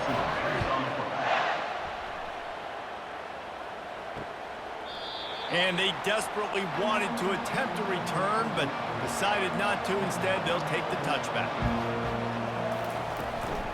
From the gun, the running back looking for room. They bring him down, and he's going to lose a yard on that one. So he gets stuffed on 1st down, and now you have the offensive coordinator thinking a little bit. Yeah, we're probably going to have to throw it now in this second play. But what are we going to see defensively? Now that they know we're throwing, might they blitz us? Do I have to lead more guys in to block? There's a real cat and mouse game going on right now between these two coaching staffs. And here comes the offense on 2nd down. Lopez to pass. Throws to the wideout. Wide open downfield. And he was loose and in the open field and on his way. A tremendous pickup on that one. And this defense is going to have their hands full because they're going to need to be comfortable with guys one-on-one on islands in the perimeter of the field. And they're just going to have to make better plays than what we saw right there. They knew this offense was going to try to be aggressive. Got to need better effort in the back end for this defense moving forward.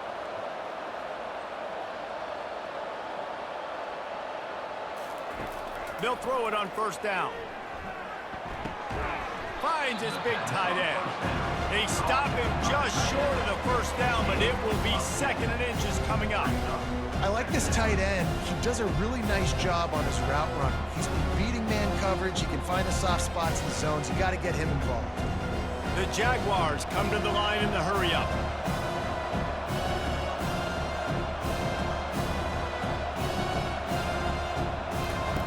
Looking to throw on 2nd down. And he really needed to hold on to that one, but it was not loose, and 3rd down is coming. Big tight end tries to make a catch, and you can tell he extends for the ball, but great job by the defender getting in there, making the hit, dislodging the football out at the same time as he's going to catch it. The big tight end couldn't hold on to it. On 3rd and short, they'll try to pick it up with the pass. And the incomplete pass will bring up 4th down. Offenses know and work on it all week. 3rd downs. We got to be really, really good. This offense not good on this 3rd down. It could come back to bite them. And the Jaguars will send out the punt unit. This will be the 2nd time they've had to kick it away. The punt goes out of bounds, and a nice job to get them backed up. I think they'll spot it right around the 15. And Auburn is ready to go back to work on offense. Caught over the middle. It's Burton. Oh, what a move! That is exactly what you're looking for when you talk explosive plays. The defense finally able to make the stop. How nice is it as a quarterback when you don't have to throw post routes to get great stats? No, I can just throw it quickly to one of the fastest players in the entire nation and let him burn this defense. Got it in the middle. It's Fairweather. How about this backer in pass coverage and bringing a big hit stick with him, too? Just a quick rhythm throw there and really good use of the tight end. Yeah, good use of the big fella. I mean, go through your progressions real quick. You can't find anything. Get the easy gain. Don't take a shot down the field all the time. Take those shots later, but take those easy, wide-open opportunities. And the ball is picked off. He'll try to take it back, and they'll drag him down after a good return on the interception. Timing has to be so good. When you're throwing at his own defense over the middle of the field, the ball's got to come out specifically on time because these windows close really quickly. Ball there thrown a little bit late. As a result, it's an INT.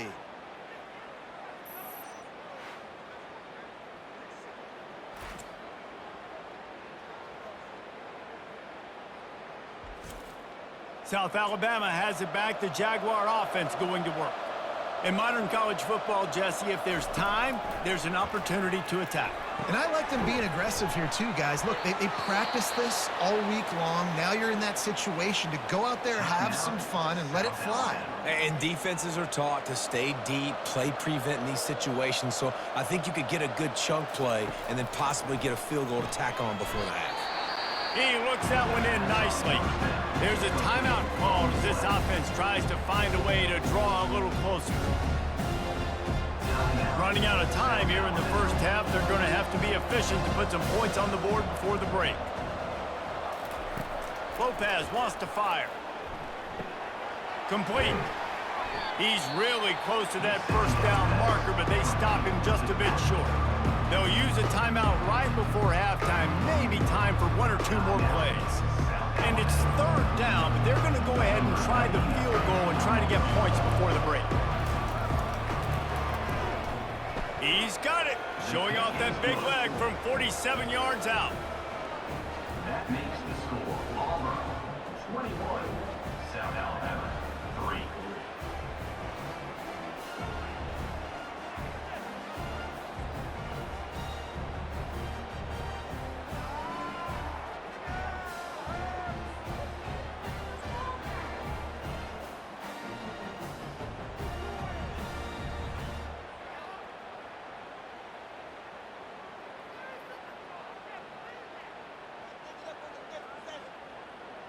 So they get the late field goal right before the half and not much time after this kickoff for an answer.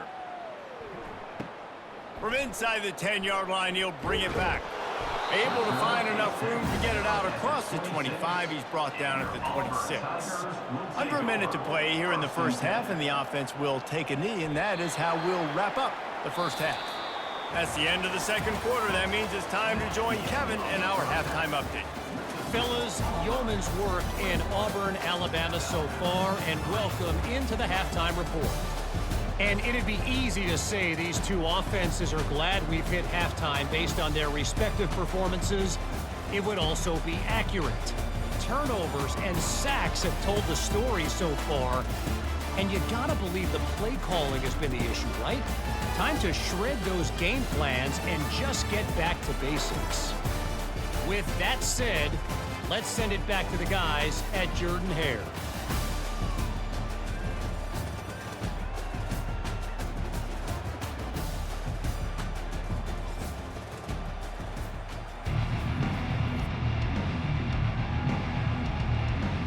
The Jaguars will kick it off to start the second half.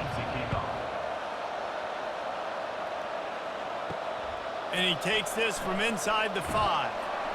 Not a lot of space to be found. Good hustle by the coverage team, and they stop him at the 21. Now here comes that Auburn offense onto the field again. They'll open the second half with a run. Stacked up after gaining a couple to the 23. And sticking to the run. I tell you what, a lot of teams that are really good are really stubborn, and they continue to run the football even with little success. So this offense is going to continue to focus on running the football. You can tell. After picking up a couple at 2nd and 8. Grabbed in the backfield. It's Lewis. He's brought down quickly. Minimal gain there. Still a bit short of the first down. This quarterback right now is in a groove, and he's doing a nice job in pre-snap. He's reading the coverage, and he's getting an idea of where he wants to go with the football. That's why the ball's coming out of his hands so quickly, and that's why he seems like he's in a great rhythm right now. Here they come, trying to convert a 3rd and short from the 28. They'll try to get the first through the air. Makes the grab over the middle. And with that effort, they pick up a fresh set of downs. They have it at the 34-yard line.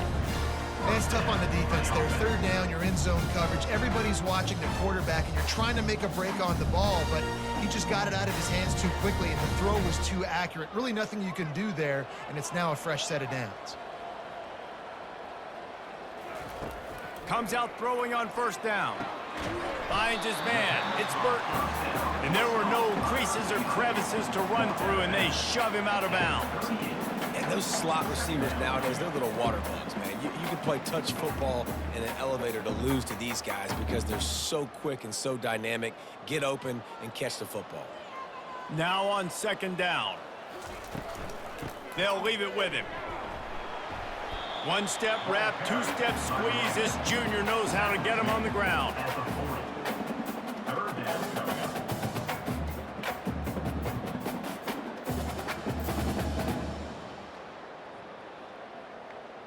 Now staring at a 3rd and short from the 40. To the air, it's Thorne. Got his man quickly. He steps out of bounds, but he's got enough for a 1st down. He might have expected to see this DB up in his receiver's kitchen. Instead, nice little zone, and they pick up the 1st. Man, offenses are getting so good, Reese, at seeing the holes in the zone, knowing you're in zone, knowing where to sit down, how to make it an easy pitch and catch for the quarterback, and that's what it was on 3rd and short. They'll try to pop the draw. A run up the middle is stopped for no gain. How about the defender being a heat-seeking missile? He was on radar lock. He found the football and flew down with some bad intentions. Got stuffed on 1st down. It's 2nd and 10. He's looking to throw. That's reeled in. It's Coleman.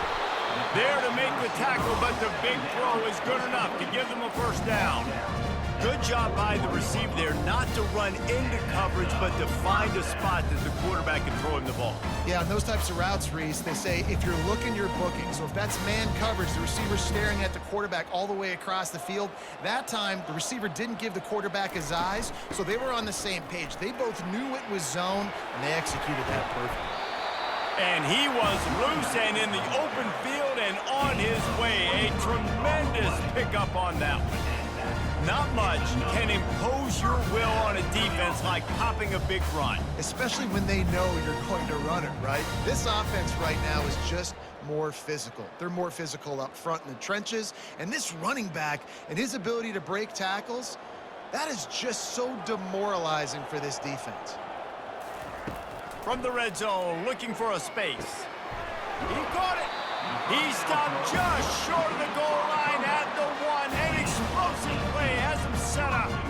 Well, you're seeing the balance this offense has, how they can create explosive plays in a variety of ways. We just saw one come in the run game, and now you see one coming in the passing game. I'll tell you, they've got this defense on their heels. They use those back-to-back explosives to set them up. Touchdown, Auburn! And the pummeling has started.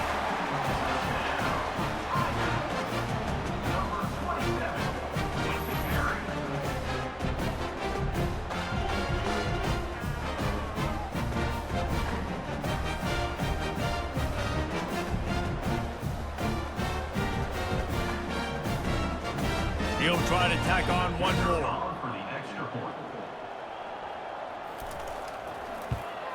And the extra point gives them a 28-3 lead. So it's an 80-yard drive, and they capped it off with a 1-yard plunge.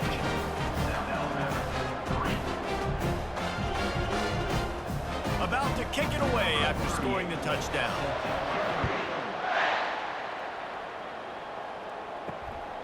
Fielded in the end zone. It's Bullock.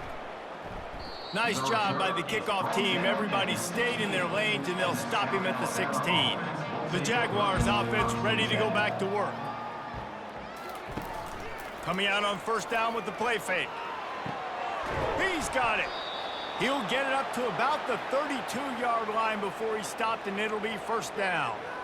And David, I know there's a part of you that wonders what if had you played tight end. You and I have been out in the field pregame before. We've been spinning it around with your athleticism. I know you wonder what it would have been like to go make plays like that.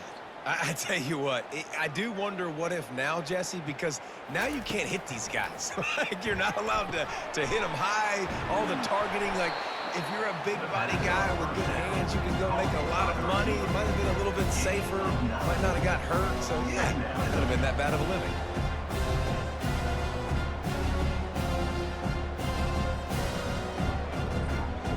Time winding down in the quarter as they come to the line.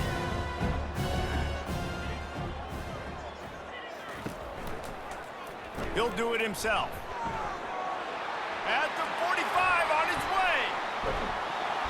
An explosive play to wrap up the third quarter. Oh, they finally got him out of bounds, but not before. He carried some momentum for his team into the fourth quarter.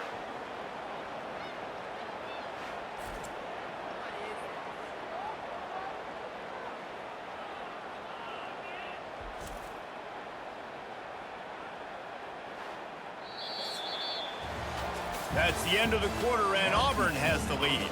They've built a comfortable lead after 3 quarters of play. Let's take a look at how we got here. They'll break the seal on this quarter here on first down. Use the play fake, now to throw. Unleashes one deep. And good coverage there to knock it away and deny the score. Well, a lot of things haven't gone right for him. You saw an incompletion right there. It's been offense, it's been defense. They just haven't been able to click and get into a rhythm here. And now they're playing catch-up, and you know they're going to be throwing at each and every play here in the fourth quarter. After the misfire, now on second down. Wide receiver now comes in motion. Lopez to pass. He makes the connection. And they'll finally get him down after a terrific pickup.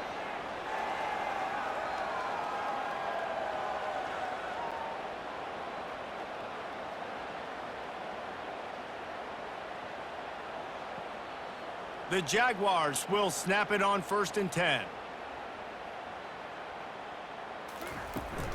Out of the gun, the running back has it. He pushes his way down to the 4 as they get closer and closer.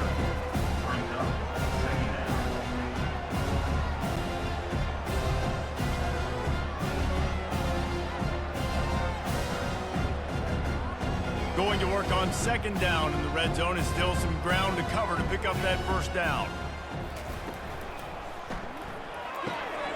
Here's a quick throw out to the left. And he cruises his way to the house. Touchdown, Jaguars! Number 12 with the catch and score.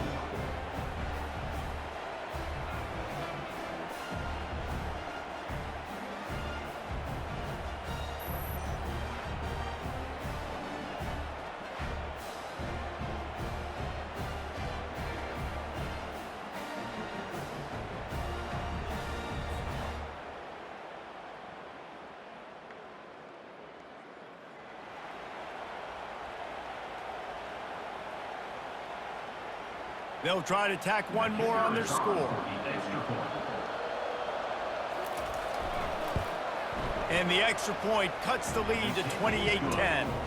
So a drive there of 84 yards, and they cap the drive with a 4-yard touchdown pass.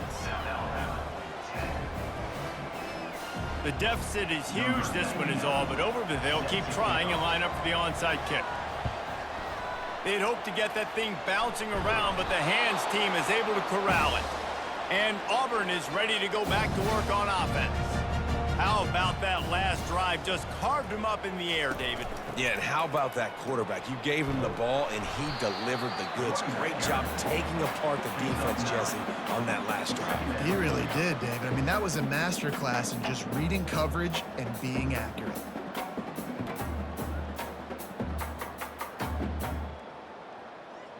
The big pickup on first down leaves them with 2nd and 1. Smart move to keep it on the ground. And he's knocked down, but not before moving the chains. And you know, big chunks like this don't happen unless you commit to the run game. You got to get those big boys up front into the game, understanding I want to knock people off the football, create some holes like you do here for my running back, make the game easy. It's now 1st and 10 from the 24-yard line. Going to the ground.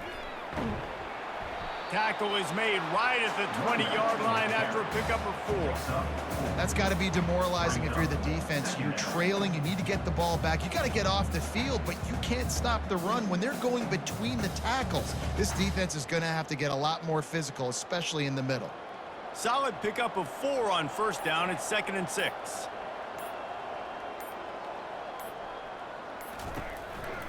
Leaves it with the back. Running behind those pads, he gets a couple before he stopped at the 18. We've reached the 2-minute warning, and this offense will be quite content just to drain the rest of the time away.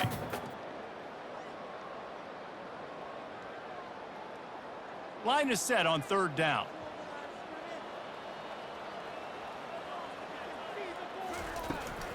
Gonna run it. It's Hunter.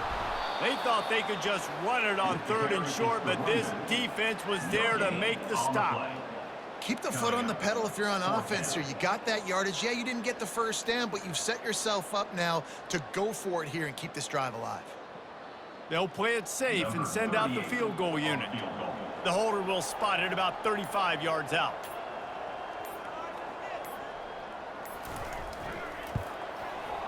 And the kicker delivers the 3 ball to finish off the drive. And that will extend their lead even further.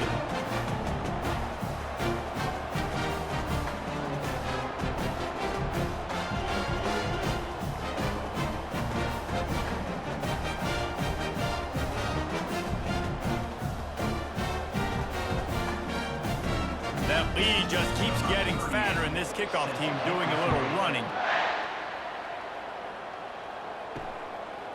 And no chance at a return. Here they'll start this drive at their own 25. Guys, we'll have another look at this South Alabama offense. This has been a really disappointing performance, David. No question about that, but they can find some positives.